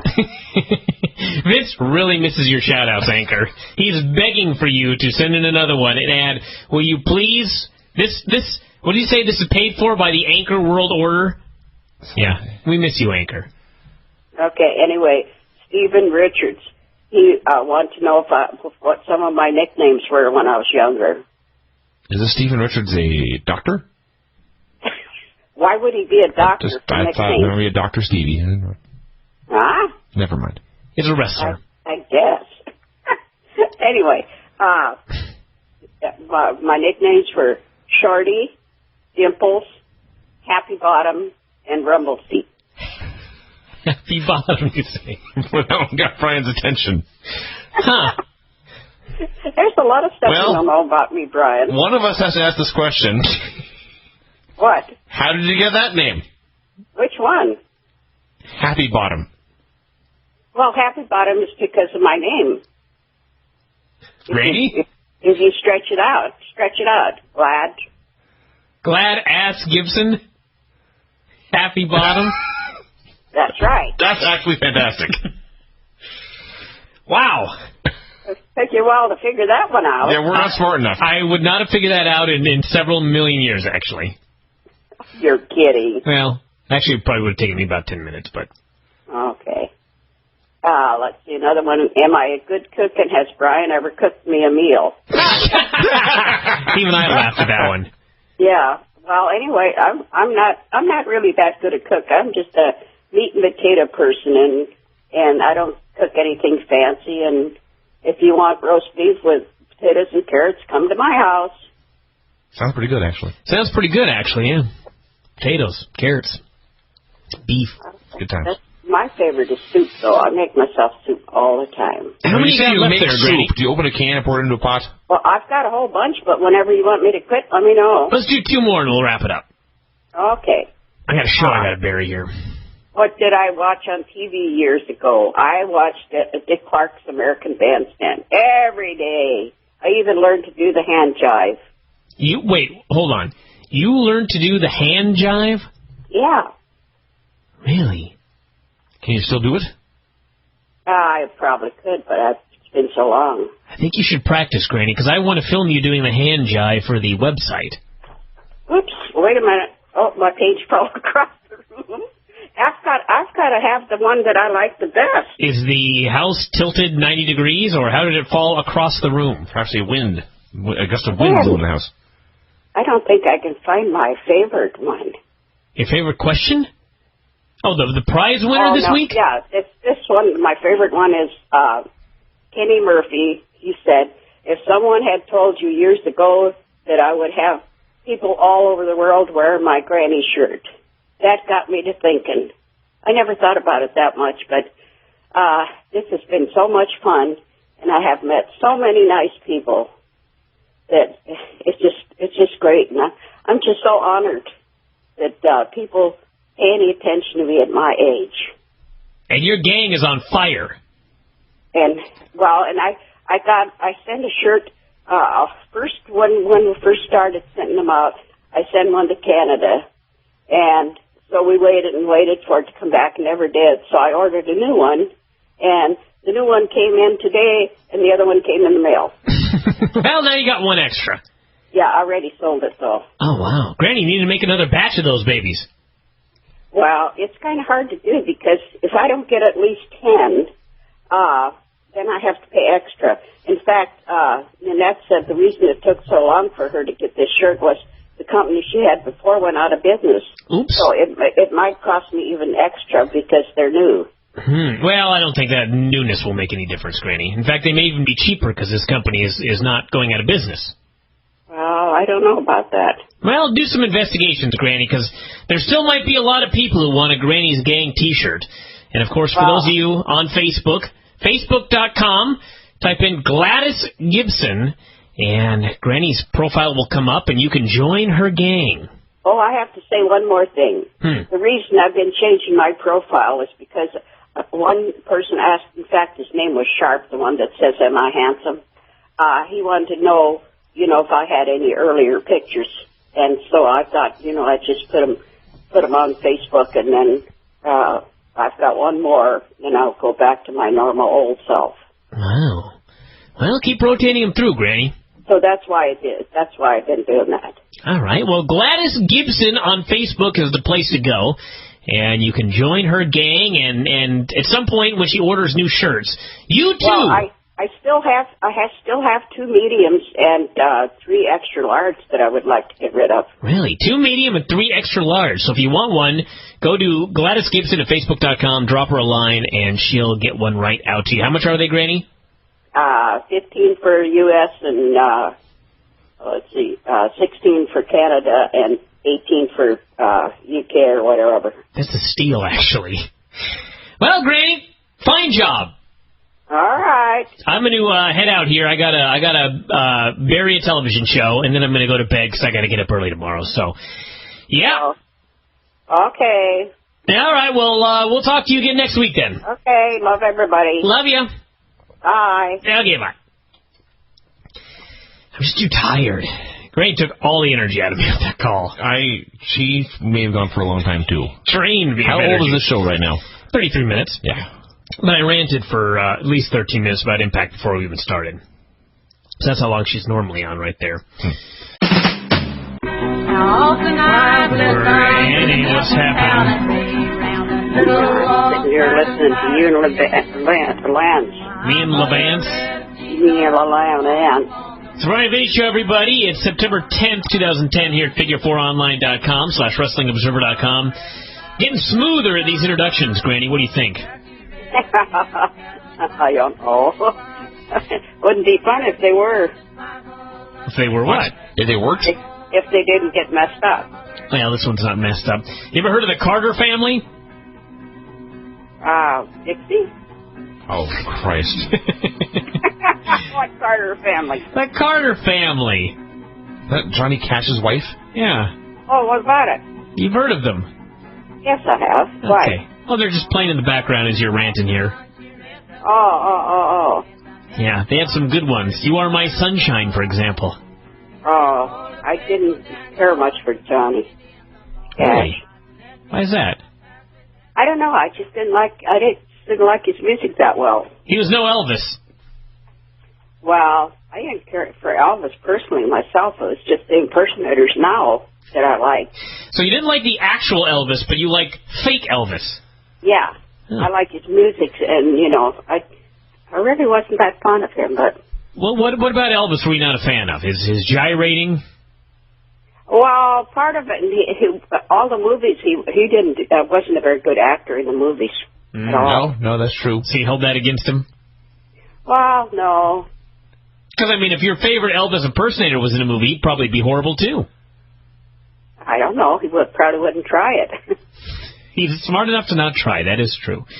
Granny, what are our topics for today? Oh, wait a minute. I've got so many notes here. I don't know what's going on. Anyway, Vince, I wanted to tell you, we're not going to be at Marysville. Ah, come on now. When is Marysville? Week from tomorrow. Oh. Yeah, we were going to go, but Sylvia's friend has decided she's dating all her ex-husbands. So okay, let's talk about that. Wait a second. That sounds entertaining. What does this have to do with Tulalip? Well, she was going to drive us. Oh, but she has to go see her men instead? Too busy kissing sailors? No, not sailors. Tell us about this deal. She's going to go date all of her former husbands? Is that what you said? Yeah.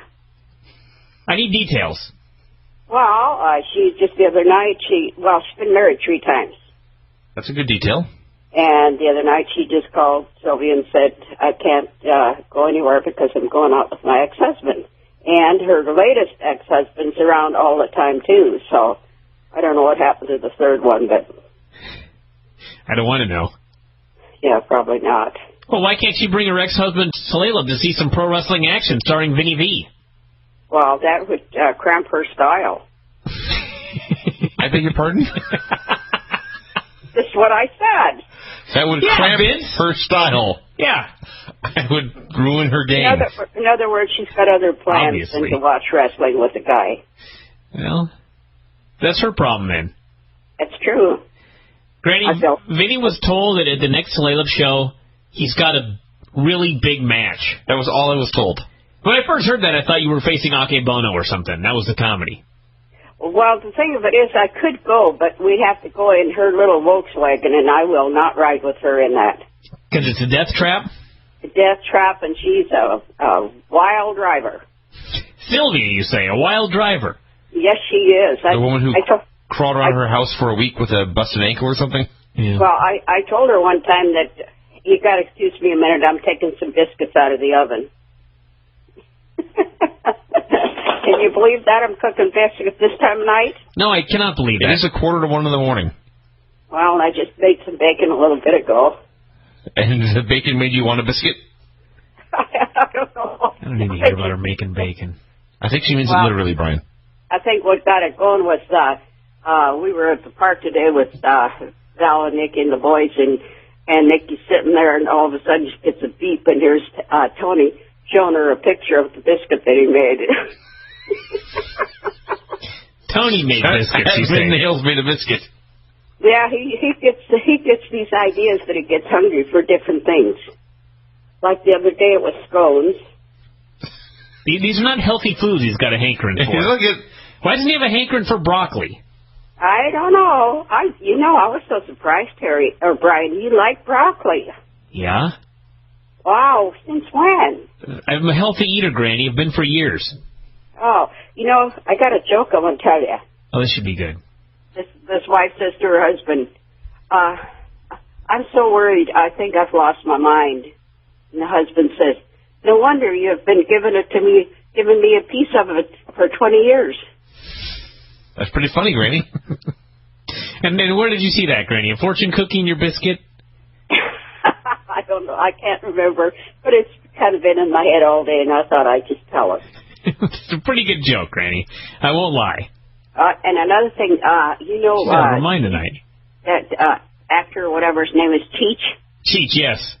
Well, anyway, I watched Jeopardy tonight, and they had a celebrity contest, and tomorrow night's going to be his final, and he's in it, but he didn't win tonight, but he's still going to be in it tomorrow night, and he won the last big tournament. Really? Cheech did? Yeah. Interesting. Yeah, so that was... All the stoners are going to jump on that one. The what? What are our topics here tonight, Granny? Anyway, another thing, too, Dancing with the Stars starts next Monday. Yeah? And everybody's asking me who I'm going to root for, and nobody seems to like Sarah Palin's daughter, so I'm going to root for her. Just to troll everybody. He's a heel fan. Just to troll everyone. Wow. Well, and kind of my topic tonight is McCarthyism. Somebody asked me what it was like to live through, that era. Yeah. And Joseph McCarthy was kind of in charge of it. And I remember vaguely way back. Wait a second. Hold on. Joseph McCarthy was kind of in charge of McCarthyism? Well, he was in charge. Okay. Just clearing that up. Anyway, and so they just accused many people of it. And they destroyed... people lost their jobs and destroyed careers and even put people in prison. But most of they were mostly overturned later because it was unconstitutional. Because they were falsely imprisoned. A load of bull. Usually a good reason to unimprison someone. Well, yeah, he was. I remember just vaguely him. He was pretty wild about it. Man, he just was really. He was a nut. Yeah, a real nut. Did you know any communists, Granny? No. No. Not any that they would mention. Sure, they kept their communism secret. Well, yeah, they sure would, and you don't hear it mentioned anymore. But I'm sure there's still some. I'm sure there are still commies out there. Yes. Yeah. Okay, I'm ready to go with questions. All right. Well, knock yourself out. Chris Foley, I think it's Foley. Foley, if I meant the name wrong, I'm sorry. Chris Foley. Foley. Did I ever go hunting? Wait a minute. Hunting or fishing? I went hunting a couple of times and I hated it. And fishing, I hate fishing due to things that took place in my past. That's true. Yes. Yeah. Granny doesn't like boats or water. I see. Mm-hmm. Okay, if someone gave me $10,000, what would be the 3 top things to do with it? I'd probably give some to my relatives if they needed it, and donate some to the church, and just do a few little things around my house. Which relative would you give it to first? Donate some to the church, you say? Yeah. Okay. Maybe even Joel Osteen or whatever. Joel Osteen definitely needs the money, Granny. If any man needs some money when an 80-year-old woman is lucky enough to win $10,000, she definitely should be giving some to Joel Osteen. Well, listen, and I was looking on my Facebook, and he's got like 64,000, members on there. That's a big gang. He's doing a little better than you, Granny. I guess so. But if you keep shooting, I got 410 now, I think, and I had to order some more shirts this week. You're 2/3 of the way to 10%. No, 1%. You're doing pretty good, Granny. I think I'm done, though. You're done with friends? I was more confused when I sent in the first 40. I did just fine, keeping track of everything. And now this last batch 10 comes in, and I'm going, who's this? Where is that? So, well, Granny, you just have to do a background check on all of them. Just take your time. Well, I kind of give that up. But you're only 80, Granny. You got plenty of time. I'm doing it randomly. Like if they email me, then I'll check it out and stuff like that. If they email you and send in money, you may randomly get them a shirt? You may randomly background check them. I see. Now, Granny, let me ask you a question here. What happened if some fella ordered a shirt and you did a background check and you discovered that he was in prison for murder? Would you still send him his shirt? It wouldn't show up on I don't think. It wouldn't what? Sorry. It wouldn't show up. So he wouldn't get his shirt?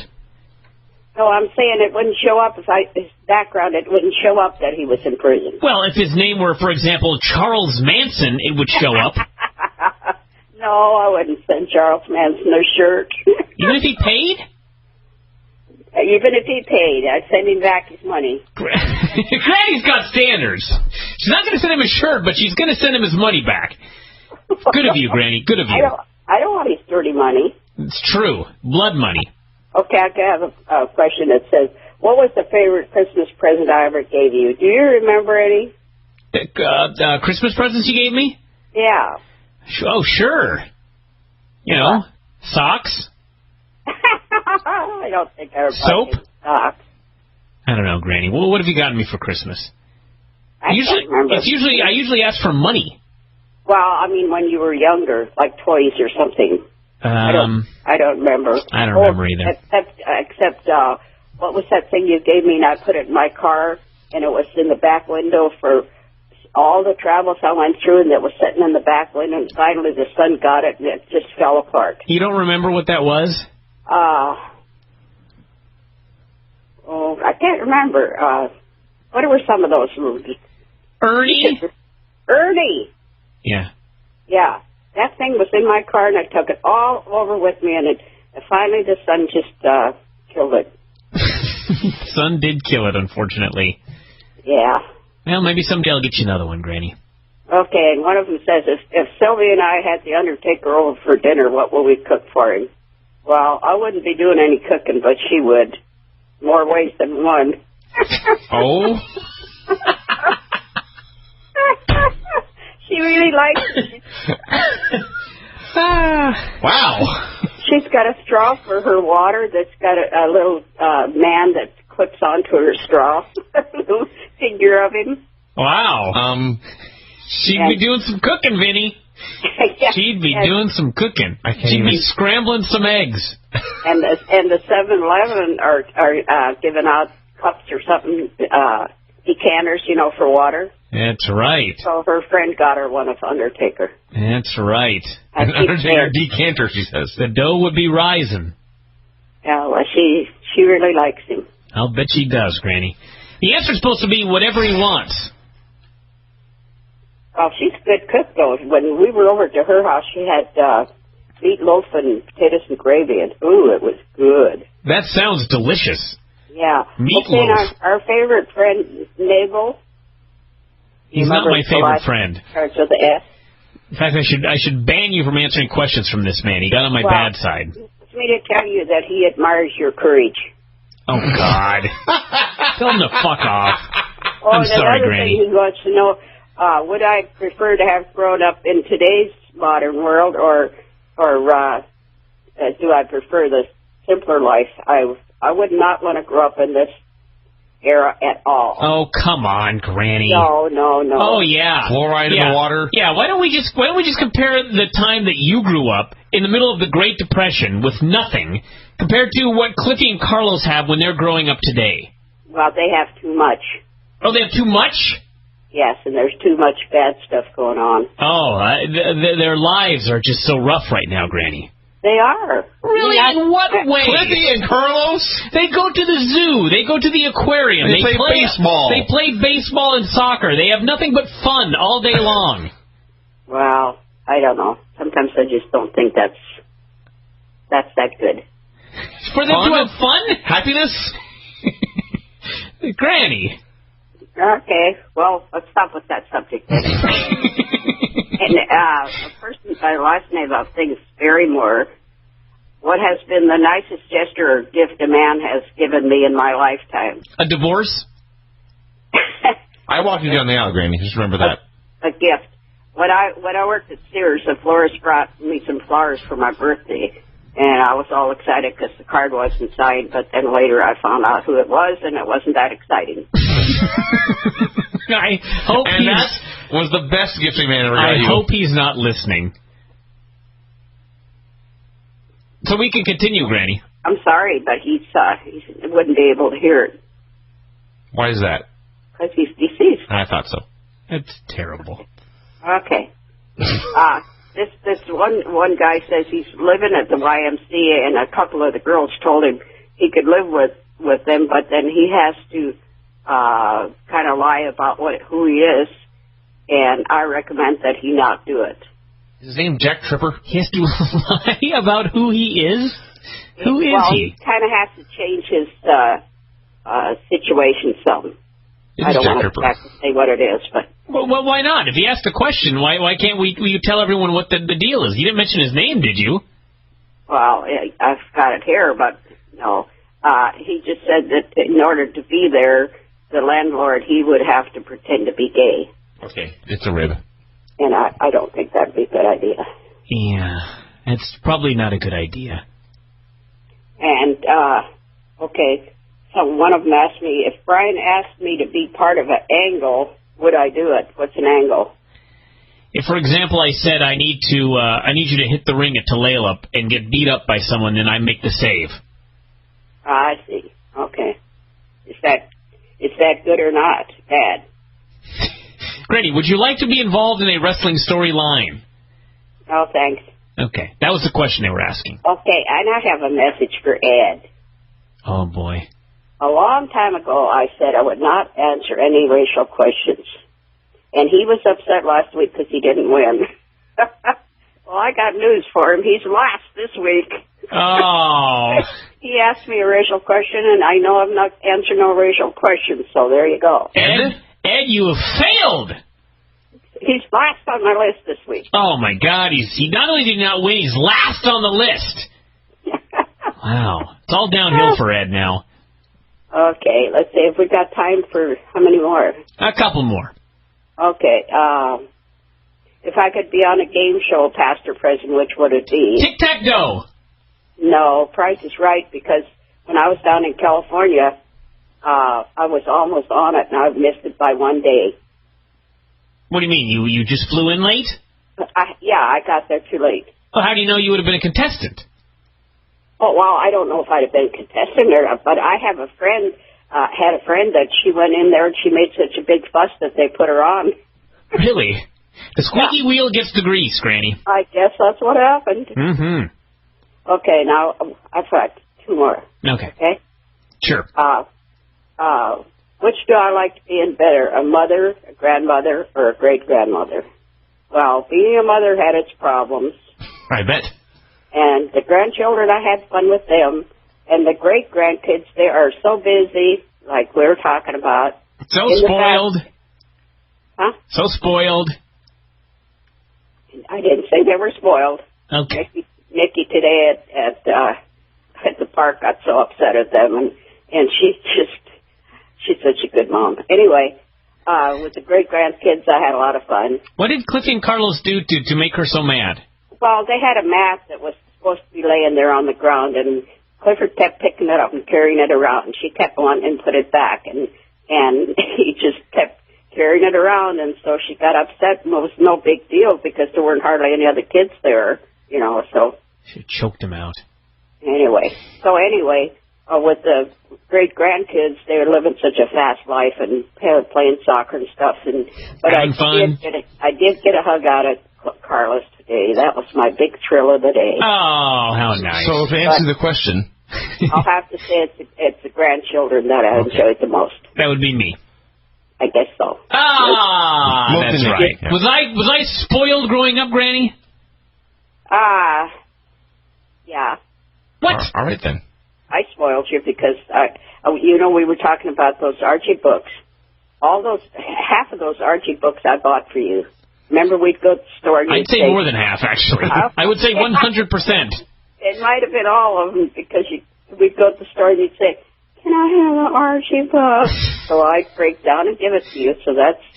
They were like 99 cents. No, they weren't. I think they were a couple dollars. Oh, when I die. Well, actually, you can go look on the cover. It'll tell you how much they were. I'll bet you anything they were like 99 cents. There's many different ones. The Double Digest were a little more expensive. Okay, now I've got first woman that sent one in. Is she the winner? I think her name is Julie Curtis. She asked me if I could sum up my life, what one song would it be that I would play? And you know what it is? No. I did it my way with Frank Sinatra. Oh my God, Granny. Yeah. There's a guy in WWE, a longtime executive. His name is Pat Patterson. Happens to be gay. Not that that matters. But every time there's a function, Pat Patterson sings My Way. You're kidding. Nope. Every fucking time there's any sort of deal, he will get the mic, usually drunk, and he'll sing My Way. Where do you go to see that? What do you mean? I mean, where do you go? You'd have to be part of WWE. Oh, I see. Oh, if they have like a Christmas party or whatever the case might be, he'll end up singing My Way at it. Oh, okay. So you won't let me play a little bit of this then, huh? No, I don't care. Go for it. Just a minute.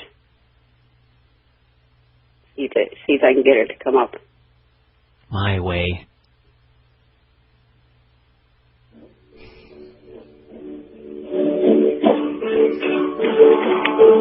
And now the end is near. Granny's Way. And so I face the final curtain. What a depressing song. My friend, I'll say it clear. I'll state my case, of which I'm certain. I've lived a life that's full. I traveled each and every highway. Doesn't seem And rhyme. more, much more than this, I did it my way. How is that? It's very depressing, Granny. Oh, I like that song. Well, I don't listen to it that often, but our theme song, I'll sit and listen to that 2 or 3 times at a turn. I love that you refer to it as your theme song. That's what it is. Well, Granny, not this one. I'm talking about the wheelbarrow polka. Yeah, the wheelbarrow polka. Yes. Yeah, that's our theme song. All right, Granny, we got to wrap this up. So, who's the winner this week, and what's their question? Julie Curtis, the one that I just went. She's the winner. Oh, she's the winner this week. She's the winner. And was she the winner because she was a woman, or just because she had the best question? Well, partly. Partly, yeah. and partly because I like the question that she asked.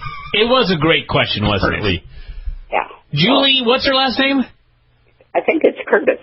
Julie Curtis, you are the winner this week of the best question in the Ask Granny sweepstakes. So go buy a lottery ticket. It's your lucky week. All right, Granny. Anybody who wants a Granny's Gang T-shirt, Facebook. Yes? I don't want to do anymore. Anyone who wants to be friends with Granny and not get a Granny's Gang T-shirt. Well, they can ask me if they want to, but, I have to get at least 10 at a time, and because it costs me extra if I just order 1 or 2. And it takes so long, and sometimes they'll say, well, I want one, and then I don't hear back from them. Oh, well, that's trouble. Yeah, well, anyway, so it's kind of hard to do. Gladys Gibson, everybody. She's up on Facebook. Even if you don't get a shirt, you can befriend her. She's trying to build up a gang the size of Joel Osteen. It's going to take a little while, so we better get things going right now. But anyway, Granny, save a large for me because I have a friend who wants one. So. Oh, okay, I have. I've got one for you, Vinny. I'll give it to you for free. You got a 3XL? How'd you do that? Oh no, wouldn't an extra large fit you, Vinny? Some of them. Not all of them. It has to be a big one, Granny. I'm a double X guy. I have about 4 of those, and I can't seem to get rid of them. So, But I have for one guy that ordered a 4XL. A 4XL, you say? Yes, 4XL. That's a Did you make one? Very big man. And today was Nanette's birthday. Happy birthday, Nanette! So anyway, I'll let you go. Granny, it's been great. All right. All right, we'll talk to you after a little while here. Okay. All right. Bye. All right. Oh, Granny. Granny, what's going on? Not too much. You ready for your segment? I guess I will. Have you been doing your homework? Yeah, I got an instant message here a while ago, and I had to cut him off because I was busy. You got an instant message. I get instant messages all the time. You have instant messenger? Bryan. Huh? On Facebook? Mm-hmm. Oh, I turned my instant messages off on Facebook. I don't want people to know I'm online. Well, I get a few. Did your mom tell you what happened to us last night? No. Well, anyway, I was sitting here at 3 o'clock in the morning, and down on the right-hand corner kept saying, Val's online, Val's offline, Val's online. And so I thought, what's going on? So I emailed her and said, what are you doing up this time of night? And instant message popped up. And it had her thing on the top like it was from her, but it was from somebody else. And so I answered a few questions, and all of a sudden I thought, either she's on drugs or drinking or what's going on here. So I just quit and I called her. And she said, I'm not on. And this person, after I hung up, he emailed me and said, I got stranded in London and I got robbed by gunpoint. They stole everything and I need some money. This sounds familiar. Yeah. How much did you send? So my mom got hacked. Yeah. Really? Yeah. Glad she's using such great passwords. Well, she changed them today, but I don't know. They didn't really need her password, did they, too? Well, of course. That's how they got into her account. They hacked into her account and started impersonating her. Well, gee, then, gosh, you'd think it was somebody that would know her to kind of... No, that's not how it works. It's very random. Isn't that weird? But anyway, Granny, let me give you a tip, and everyone listening out here, because we've had some hacking issues related to Facebook in the past. Yeah, I heard that. Always use different passwords for all of your different accounts. Do not use the same password for Facebook and for your email. Because if they can hack into your Facebook and they get your email address, they can hack into your email if you use the same password. Okay, so I should have a different for my pass. Yes, you should get a piece of paper and you should write down different passwords for all of your different things, and that way, you know, write down, for example, my email password is this, my Facebook password is this, and change them all. You don't want the same password for everything, Granny. Oh, I see. Okay. That's right. And it should not be a password like password. Yeah. Yeah. Well, I don't have a lot that are the same. I have quite a few that are different. That's good. Well, you're probably all right then. And my mom did too, actually. She got hacked into, but she did have different passwords for everything, so she ended up being all right. I did hear that part of it. Oh, okay. Yeah. Okay, and last week... Now, obviously, this must have been a foreigner since they were doing this at 3 o'clock in the morning. Oh, yeah, I think, because they... One of them Euros. You said it was London. A Euro, that's right. Well, they always say stranded in London, whether they're in London or not. No, they called me Mum, M-U-M. Well, I do that. Okay. So that's probably England. Better not have been Alan Farrell. Actually, he's from Ireland. You've angered everyone. Boy, did I just screw up right there. I'm sorry, everybody. I was trying to make a joke at Alan's expense. Because I get his dander up. I like being the only guy that can get Alan's dander up. You know what I mean? That makes it fun. Who's Alan? He's a buddy of mine. Oh, okay. This show's on our site. I don't know anybody. You know, I gotta say, let me say one more thing before you go on, Granny. We were talking to Steve Sims today, who, of course, Dr. Lucha, he does the shows. I don't know if you heard this one, Granny, but Dr. Lucha had some health problems. That's what I heard. Yeah. Is he okay? Yeah, he's doing much better. I don't remember what the exact line was, but he was talking about how, you know, if I go tomorrow, if I get hit by a bus, I had a good life. I had a lot of fun. I only made, what did he say? Something like, I only made a few people a little mad in my life.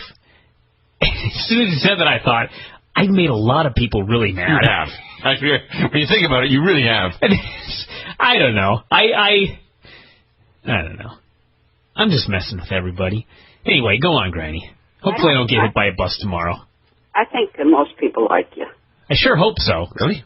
I apologize to everybody that I've made angry in my life. I'm just messing about. All right, Granny, let's go on. Anyway, you say that like you expect me to die tomorrow or something, Granny. Are you going to ask me to do something and then interfere? You mean like run in with powder? What do you mean by interfere? No, I'm talking butting in. I'll get ready to say something and you butt in. All right, Granny, I'll stop talking now. There's another person I made angry.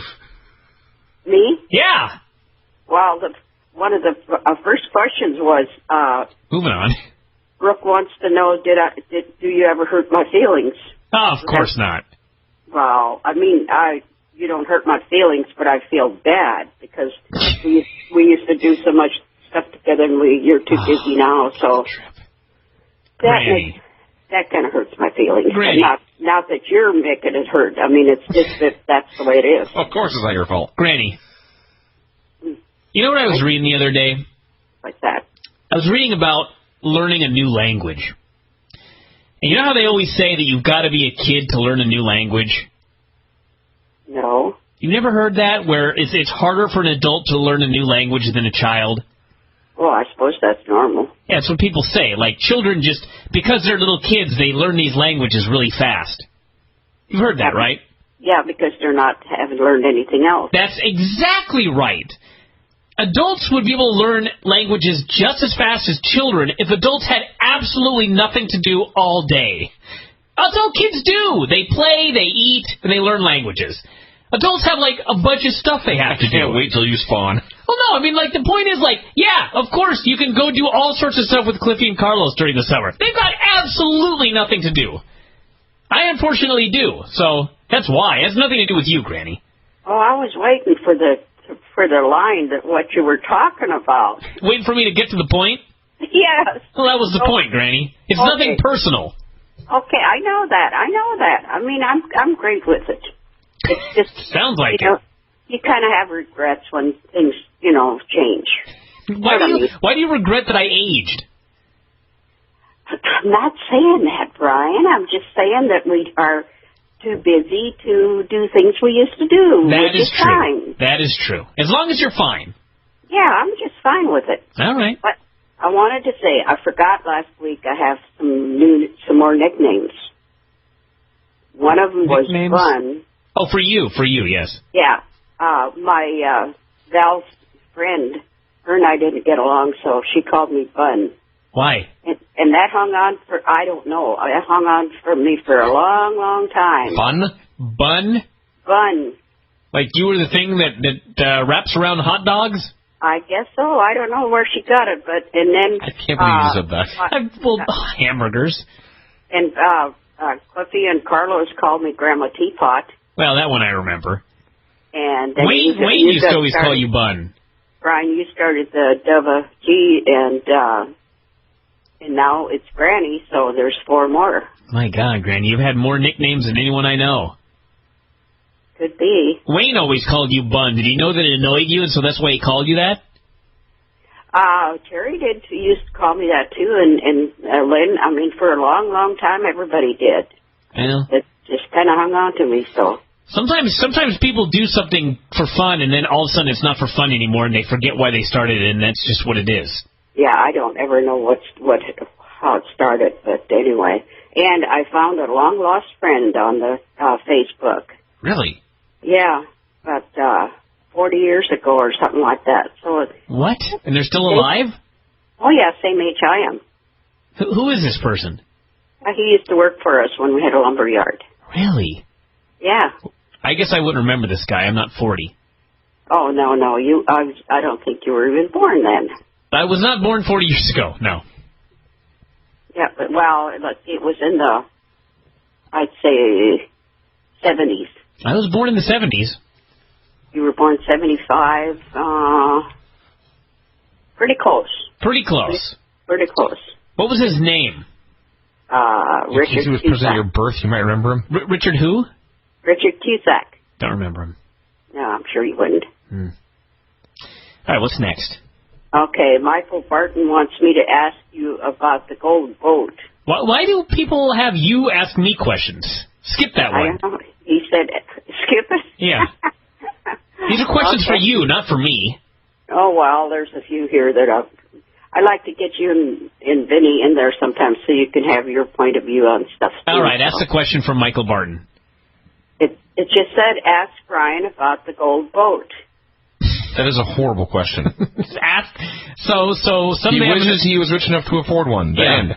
Yeah, I wish TNA was successful so I could buy one. I think it came from that $10,000 they were talking about last week or something. Remember, gold boat would be more than $10,000. Oh, if you had $10,000? Yeah, I think that had something to do with it. If I had $10,000, I would not buy a gold boat. Okay. Anyway, somebody wants to know what my grandma was like.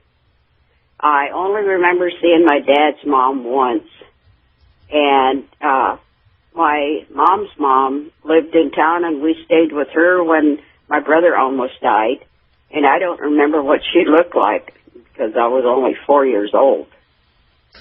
Granny, do you remember either of your grandparents? No, I just told you. I only remember seeing my dad's mom once, and then, like I said, we were living with my other grandma in town when my brother got so sick, but I was only 4 years old then, but I can still remember. You do vaguely remember one of your grandmothers? Vaguely, but I don't remember having any idea what she looked like. We don't have any pictures or anything. Okay, well let me just bring up this fact here, Granny. Think about this. If you can remember your grandmother, even remotely, if you remember even seeing her, if you remember anything about her, she was probably born before the Civil War. Think about that. Yeah. That's wacky.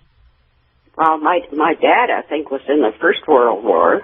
Well, sure, but I mean, most people can think, First World War, that was a long time ago, but it doesn't seem like ancient history like the Civil War. Yeah.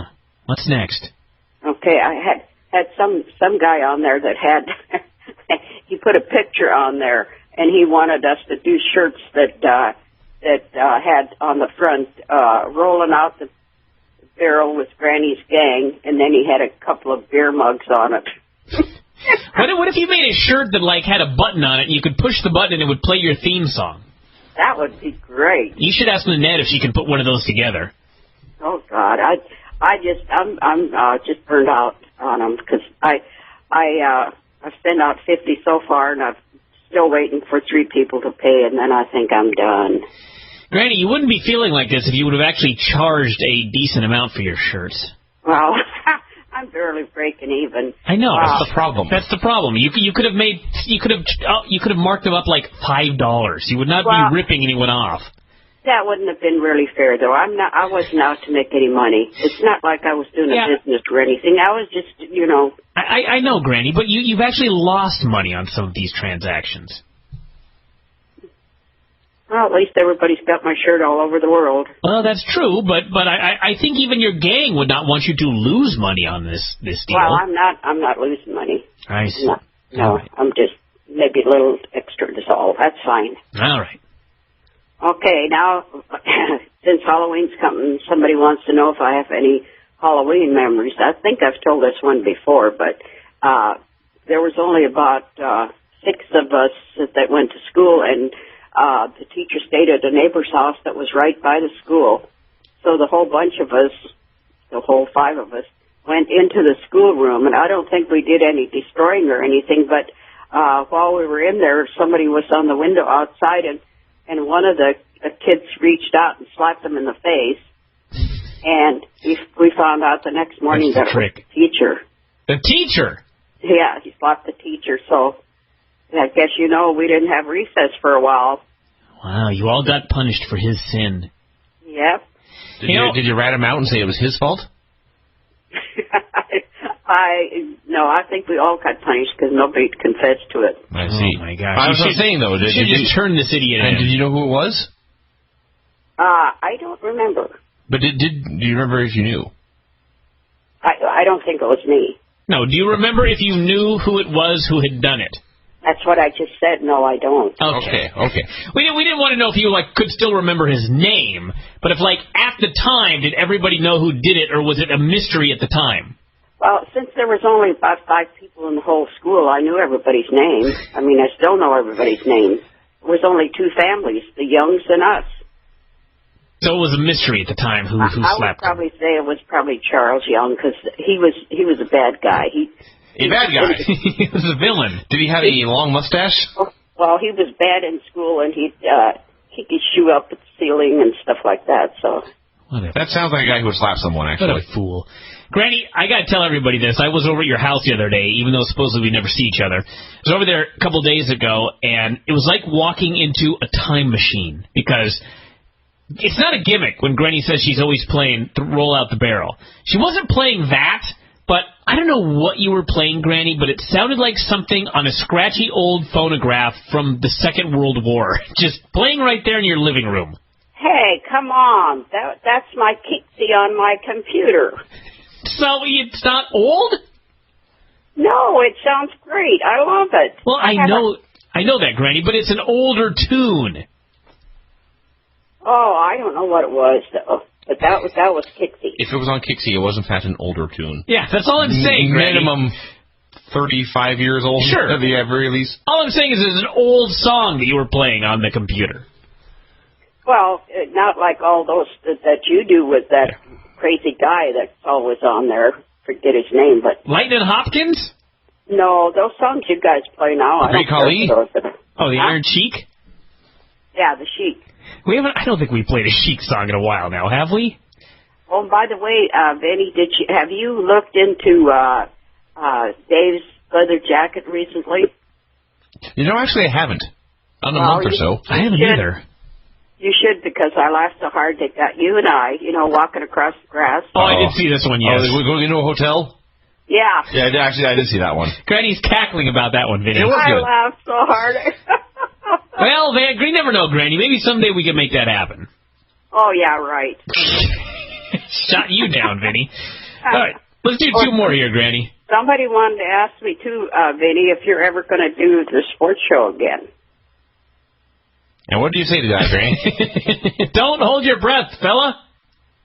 Okay. Why do they send questions about us to her? Because they just do. Tards, all of you. Let's do 2 more about you, Granny. Oh, well, here's another one. Somebody mentioned you, Bryan. Noble, remember our buddy, Noble? Noble. I don't remember Noble. Oh, yes, I know who you're talking about.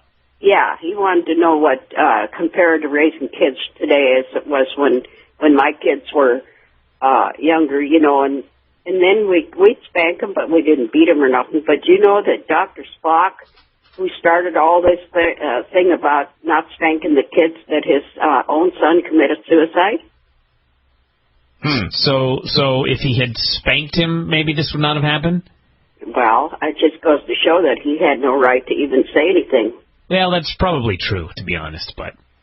And he wanted me to tell you that he likes the new newsletters. Oh, well, tell him thank you very much for that. He's trying to get on my good side. And somebody wants to know if I get a raise for my promotion on the new newsletter. I did like the way you had me in there, though. What was it? I forget, but I think I spelled Nanette's name wrong, so I'll have to fix that one next week. Oh, you did? Yeah. And I got to put Mike Sawyer and Oliver Kopp in, and I apologize to them if they're listening right now. Uh-oh. Yeah. Yeah, I don't need a raise, and I don't want a raise. Good! One more! Just one more? That's right. Let's do one more. Okay, then I'll have to take this one because this is the winner. Oh, I gotta have Ed in there. He says he's going to win this week, but I don't think he's going to win. Well, let's hear Ed's question, then we'll hear the winner. Okay, he wants to know who I would like to have a romantic encounter with. He's got about 5 guys down here: Engelbert, Tom Jones, Eddie Fisher, James Dean, Tommy something, and Paul Anka, and Tommy something loses, I presume. None of the above. None of the above. Not None good of enough. the above, and I've never had any idols. You know, like any movie stars that. Are you kidding me, Granny? Shirley Temple? Well, I like Shirley Temple, but that wasn't. I didn't go overboard or anything. Well, that's probably true. I don't see you going fangirl crazy about Okay, anybody. now the person that won, he's got 3 names, but the only 2 it's spelled Setesakaba, and he asked, Akaba? huh? Maybe Sets Akaba? Something like that. Anyway, he wants to know what slang sayings when I was a youngster. And Brian, you remember how you used to? Oh man, this answer could go on for years.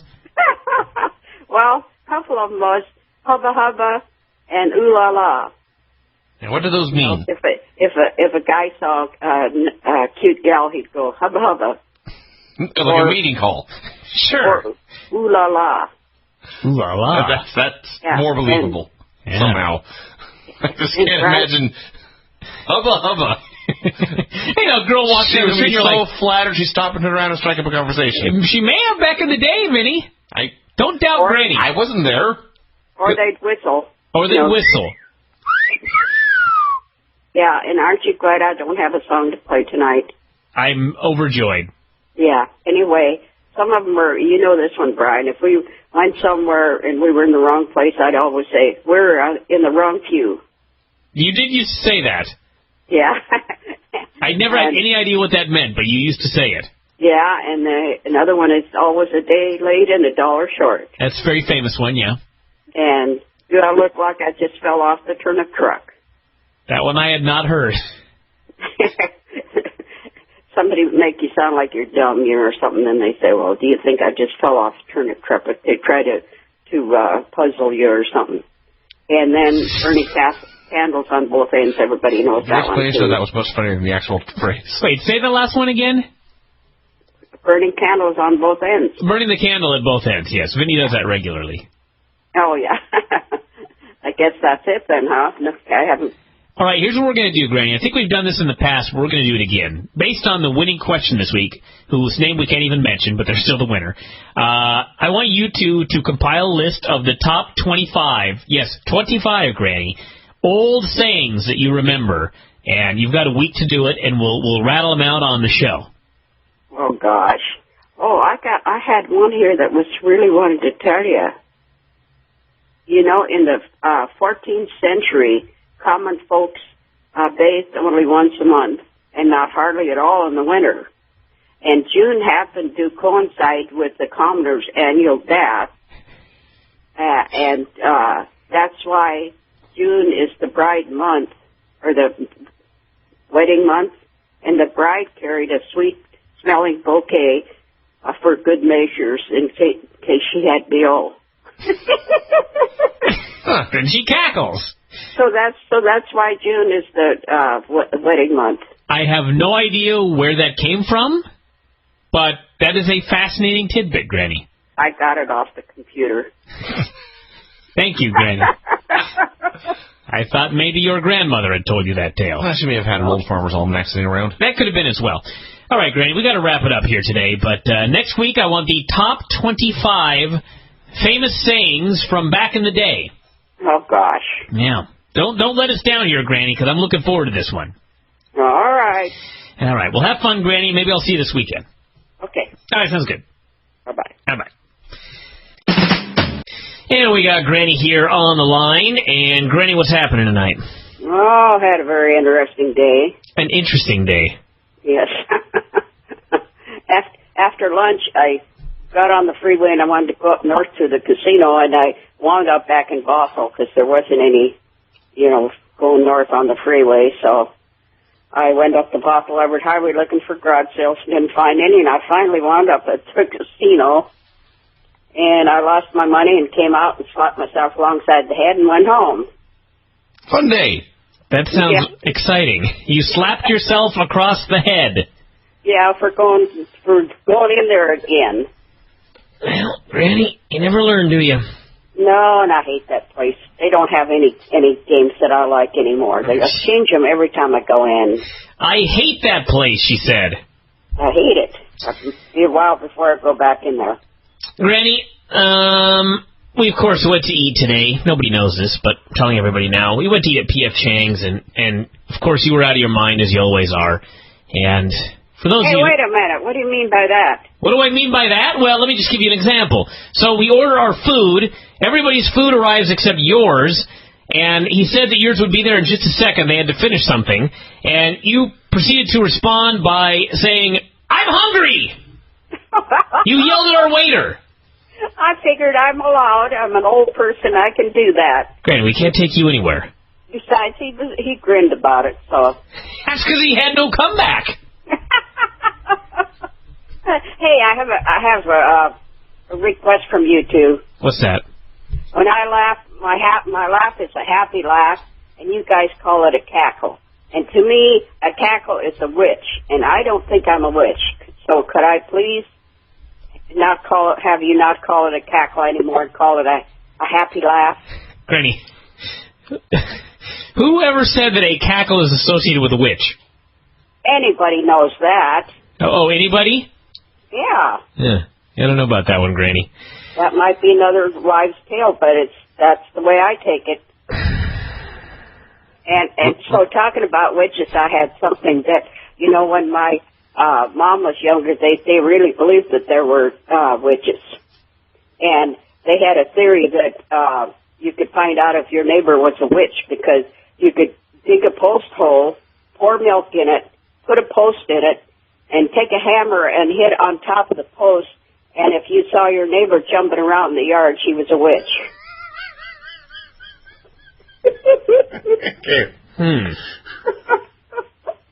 You don't think that's funny? Oh, I do. Vinny does. I think it's hysterical. Vinny's probably thinking about trying it. Hey, Vinny, what were you doing in Charleston?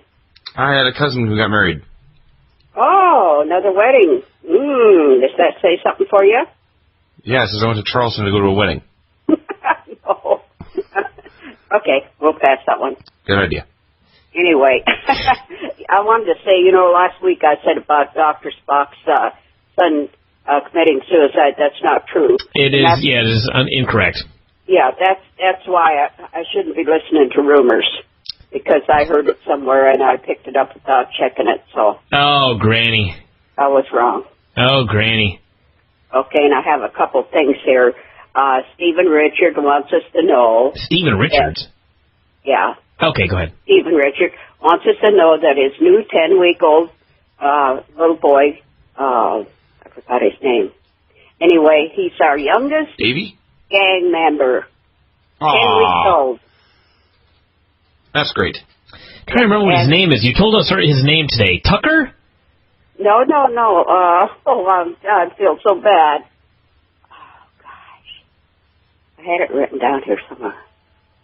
It's P or something. Peter. His name is P? No. I'm Piers. Sorry,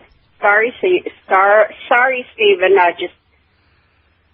Jake, I think it is. That's right, Jake. That's right, Jake. That's correct, Grady. You're right. Yeah. Okay, and did you get to look at that picture of John Pincus in my shirt? Yes, I did. Wasn't that great? It was so amazing that I assumed it had to be a Photoshop. It was just great picture. Him standing there with an elephant with my shirt on in India. Yeah, it was an incredible picture. I will not lie. Oh, it was just great. Hey, Granny, let's do something here. Why don't you wish well to young Jake one more time so that someday his dad can have him listen to it and he won't hear the part about how you couldn't remember the poor bugger's name. Oh, welcome to our gang, youngest gang member, Jake. I'm sorry, I forgot. I'm old and forgetful. Oh, Granny, give me a break. Hey, you wanted me to find 25. Remember, that's my homework for last week. 25 what? Sayings. Oh, 25 sayings, yes. Do you want to hear them? Yeah, hold on a second. I got to talk more about you at lunch today being absolutely crazy. So, first she yells at the waiter. She's shouting at this man that she's... I am not. I just said I'm hungry. Oh, that's even worse, Granny. You gave this poor guy a guilt trip. He was doing his best. He's not the cook.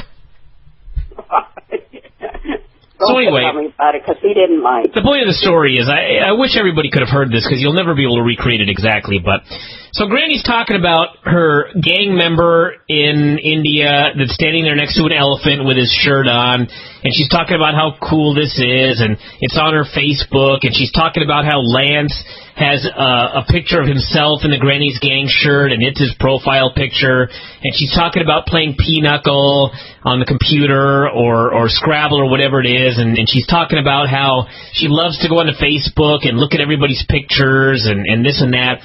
And so she's just going on and on about all these things, and I said, Granny, what would you do if you didn't have a computer? And without skipping a beat, she goes, I die. And then she continues talking about all of these things that she does on the computer. It was such perfect comedic timing, Granny. You're 80 years old and you would die without your computer. That's right. Yes. And speaking of, Vinny's about to kill his computer, I think. It's not mental. It's refusing to recognize the power cord is plugged in. The fan seems to be turning on and off. It's having heat problems again, which it did at your old place. It has not had them here, but it does now. Where did you get this laptop? Did I give this to you? No, I bought this used off Craigslist. It may have... Can you hook a monitor up to this desktop and just carry it around? Because I got an extra one now. Do you? Yeah, my old one. Not very fast, but... We may have to look into that. Yes. You don't by any chance still have that TV I gave you after Terry passed away, did you? No, I'm afraid I don't. No. Okay. It was condemned, Granny. When I eventually got one better than that, and I found someone else who needed it more than I did. Oh, so you give it to somebody else. In fact, I remember that. And they work at the Smithsonian. No, actually, they run an after-school center for a church youth group, so the kids can come and watch movies that way, and stay off the streets. Oh, that's good. That's good to know. The church group needs a used TV? Yeah. Every church-affiliated thing that I've ever known of is just rolling with money. Hey, Bryan, you're losing my time here. Just be quiet. Granny, hold on a second. I'm in charge of how much time you have. I can keep you on this show for 2 hours if I want to. Oh, okay. Okay, as long as I get more time. You'll get all your time, Granny. Don't you worry. We got important things to talk about here, like Vince's computer. Oh, okay. Do you have an extra laptop you can give him? No, I don't. I don't really I'm surprised you said no. I got a Sony VAIO laptop that I'm ready to throw out the damn window, but I haven't used it enough yet, so you may get that one down the road. No one get a Sony VAIO, okay? Get a Dell. All right, Granny, let's see your 25 things. Well, some of them you might know, like can't teach an old dog new tricks. I know that one. And like 2 peas in a pod. Know that one. That's me and Vinny. Birds of a feather flock together. That's not me and Vinny, but...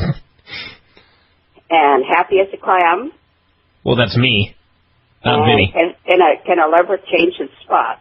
Can a leopard change its spots? Yeah. Isn't it a leopard will not change its spots? No. It's a question.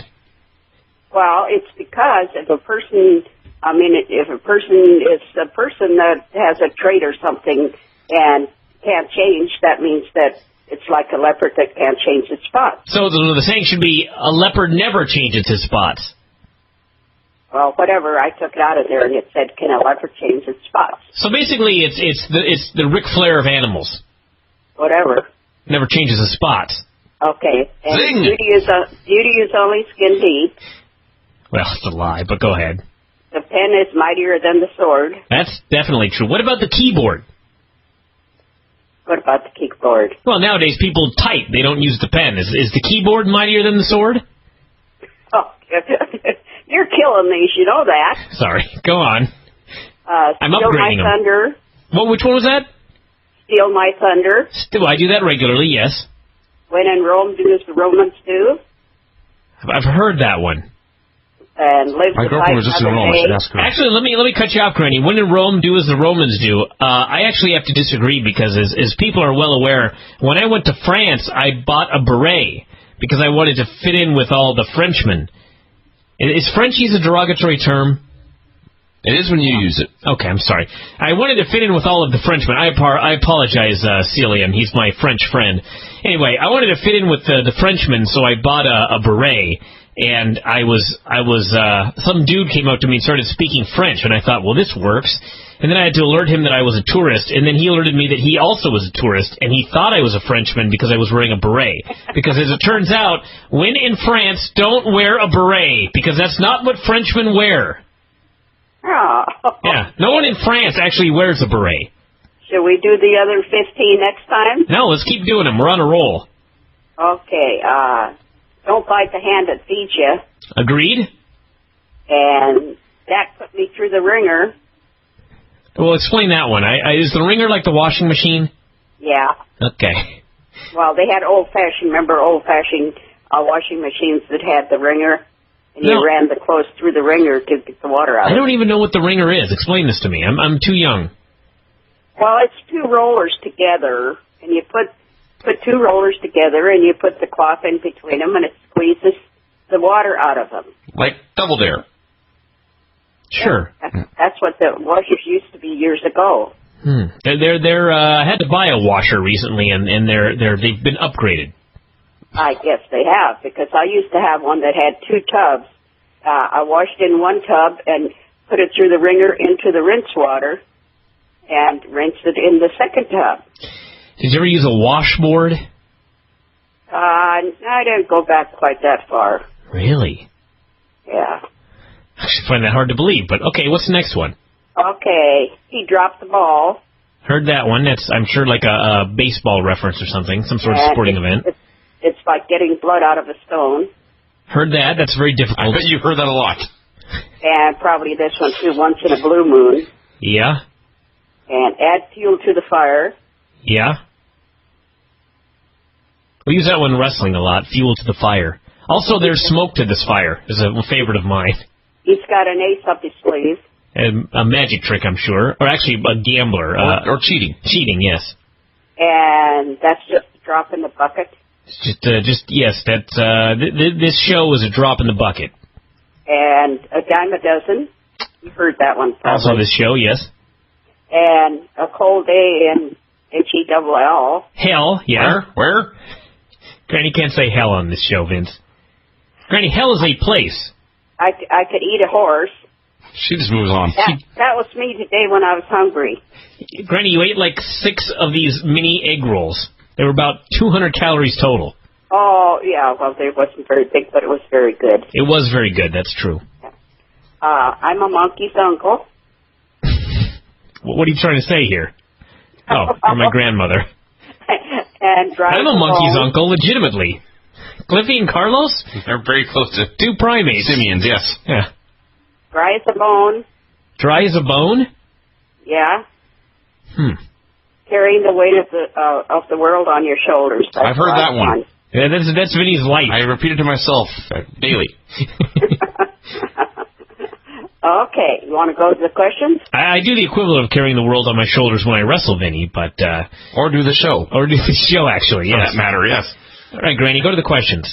Okay, now, Rick wanted to know, I told you today about how I had done my memoirs, and I looked in the closet, and I had some left over, so I thought maybe a few of these people might like to read it, but so far I haven't had too much... but he wanted to know what it was all about. Her memoirs. Yeah, and it's from my age 4 to about 18, and it's called The Early Years, and has a picture of my family on the cover, and it has 5 pages. At home. Now, are you going to at some point write the adolescent years, for example, or the middle years? Well, I would skip the middle years because those weren't very happy ones, but I would do the later ones. Well, Granny, maybe it's important for you to write about your middle years so that people can learn life lessons about what not to do. Well, there were a few good times with my kids and everything, but... Perhaps it would be therapeutic to write about the bad times, Granny. Well, I try to put that out of my mind, though. All right, maybe not. And I was listening to 2 sermons on TV this morning, and would you believe it or not, both of them were about honoring your father and mother, and then it said, and your father and mother should live to be honored. You know what I mean? So I got thinking about Wayne being a little upset at me, so I emailed him and told him to forgive me for being so overreactive to those pictures he put on there. Yes, Granny, I hate to say this, but I do side with Wayne.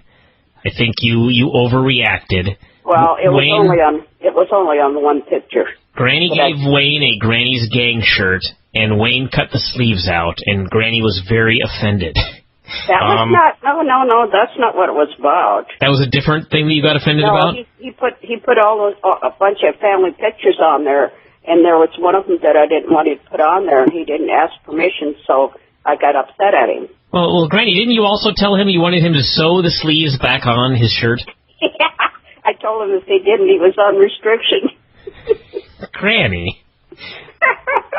That's a joke. Okay. Just making sure that was not the source of these issues, or I would have really had to disagree. No, it was just the pictures that he put on there. So these are family pictures that it's his family as well, but he needs permission from you to post them? Well, on one of them that was just with me. I see. It was, I'll tell you what, it was my wedding picture, and I didn't want it on there. I see. He'd have to pay you royalties in order to put this online? Well, he should ask. Somebody was saying that he should ask my permission. So. All right. There's two sides to every story. That's certainly true. Okay. Want to go another one? Let's do it. Okay. They want to know what 5 people I would pick for Dancing with the Stars. And like I said before, I would pick people from sports like golf. I would pick Tiger Woods. He could probably be pretty good. And in wrestling, I'd pick either Bryan or Lance. And boxing, I'd pick Mike Tyson. Me. So you would pick me for Dancing with the Stars? Yeah. This I would have to see. Either you. That's why I said either you or Lance, because you probably would never make the grade. So we'd have to get Lance in there since you don't dance. Hold on a second. Do you think that Lance Storm would be a better dancer than me? I don't know. I'm actually honestly more intrigued by the idea that she thinks taking Tiger Woods and surrounding him with nubile, young, athletic women is a good idea. Sure. He tends to get in trouble when that happens. Yeah. That might be interesting. And I'll say. Actually, and the Elvis impersonator, Danny Vernon. And for bowling, I like the bowler called Brian Boss.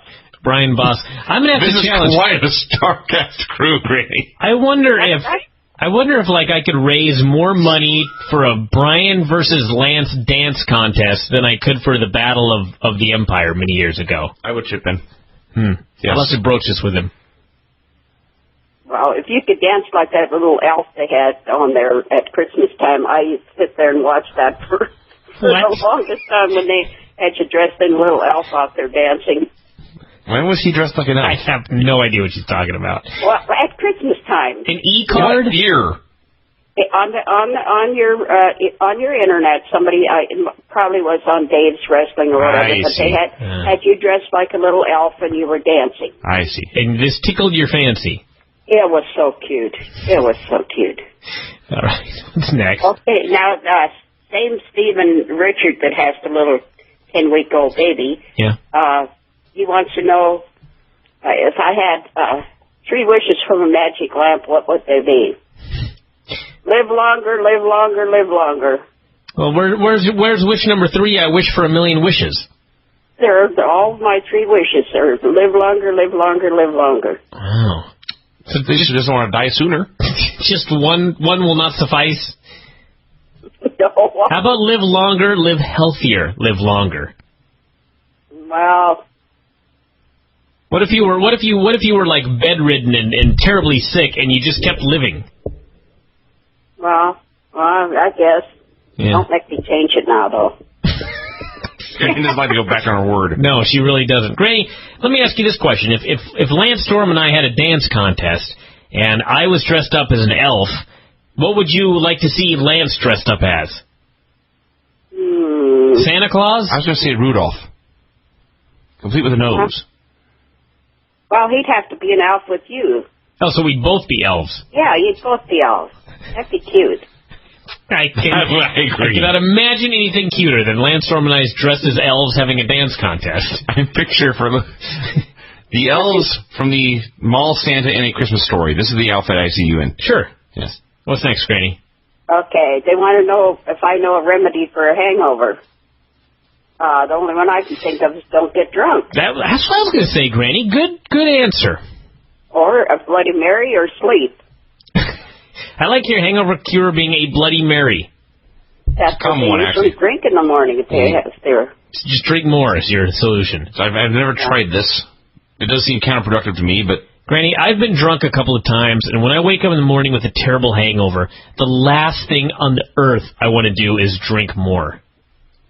Well, I don't know what... Is there alcohol in a Bloody Mary? I think it's just tomato juice and salt.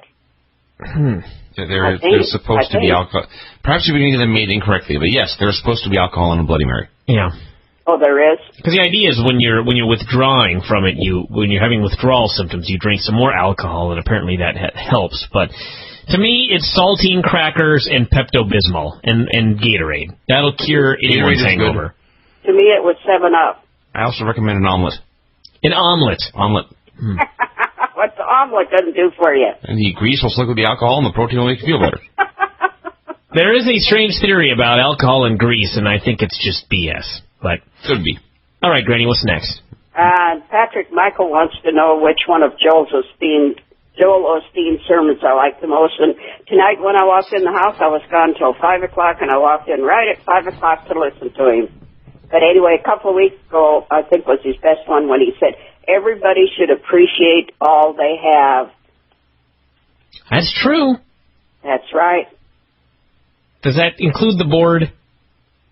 Includes everybody. All right. I'll do my best. What's next? Okay. 2 more. Randy, only 2 more? I got a lot here. Let's do 4 more. See, you kept talking. Now I can't do them all. Oh, Granny, give me a break. We've been going a half hour. Okay, 4 more. Randy's Orton truck. Randy Orton's truck. I think a Randy's Orton truck. He sent me a video, and he wanted to know if I like it, and it was okay, but it's not anything that I'm really into, you know. No, I don't know. What was the video? Do I need to kill this man? Huh? What's the video? It was some kind of music. Oh. You know, just type of music that I'm really not that interested in. What a wonderful question and answer that one was there, Granny. Let's do the next one. Okay, and Steve Wan, J-U-A-N, wants to know... Steve Wan. Stevie J. J-U-O-N. I understand. Yes. I don't know, how do you pronounce that? Wan? J. Steve J. Oh. We prefer Stevie J. Okay, anyway, he wants to know what I think of the violent sports. Well, you know, way back then we didn't have any... Well, like martial arts isn't violent, but we didn't have any. Martial arts is not violent? Well, no, it depends, Vinny. Go on, Granny. Sorry. And very little wrestling, and we had mostly just baseball, football, basketball, and bowling. So, you know, then we didn't. But and now, bowling. What about bullfighting? Now it's terrible. You have the hockey and all that stuff where they kill each other. They do beat each other up pretty badly, yes. But I mean, in football, I can't leave Ed out. Well, you can, but we'll include him. I have to. He wants to know, and he says he's going to win the Granny Award for this one.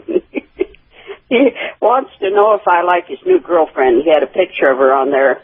Wait a second. Wait a second. This is now his girlfriend? That's what he said. If I like his new girlfriend. I was unaware that this was a girlfriend. I knew he'd had a lunch date with a female, but I did not know that they were now officially an item. Well, that's what he said, so that's what I went by. Well, from looking at this picture, beauty being only skin deep, of course, what do you think of his new girlfriend? Well, she was nice. She looked cute, but she's not, that didn't get him the winner, though. Didn't get him the Granny Award winner. That is a pretty shitty question, all things considered. One of these days, I'm going to send him a question to ask me so he can win. You'll plant a question? Yeah. Now, is the picture of his girlfriend in your little area right there? No, it's on his profile. It's on his profile? You know, on his... Okay, I'm going to look around now. Granny, you finish up here, and I'm going to go find this picture of Ed's lovely lass. Well, I'm almost done, but... I wanted to say that I'm going to split the award this week with Steve Richard on his 10 months little gang member and John Pincus for his great picture with the elephant with my shirt on. Those two are the winners this week. His 10-year little, what did you say? 10 weeks. 10-week little bugger? New member. Gang member, that's right. His 10-week-old gang member. Never thought I'd hear that one before. Well, yes, I can't find Ed's lovely lady here, but I'm sure she's beautiful. I did not know they were a couple. This is going to be a scandal here in the Empire. Well, he sounded like he just had a great time. Well, I'm sure he did. I wonder how this is going to affect, like, future trips to Vegas. Well, you know it might not last very long. I have nothing that can top that. I cannot follow that in any way. Oh, he's going to get me for that one. Doubtful. All right, Granny, well, listen, it's been fun as always, and what do you have coming up this week? Well, let's see. I got Boy, this is great.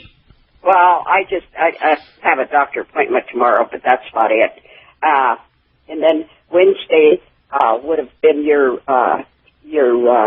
uncle's 62nd birthday, so I go to the senior center and donate money in his honor. Well, that's pretty nice.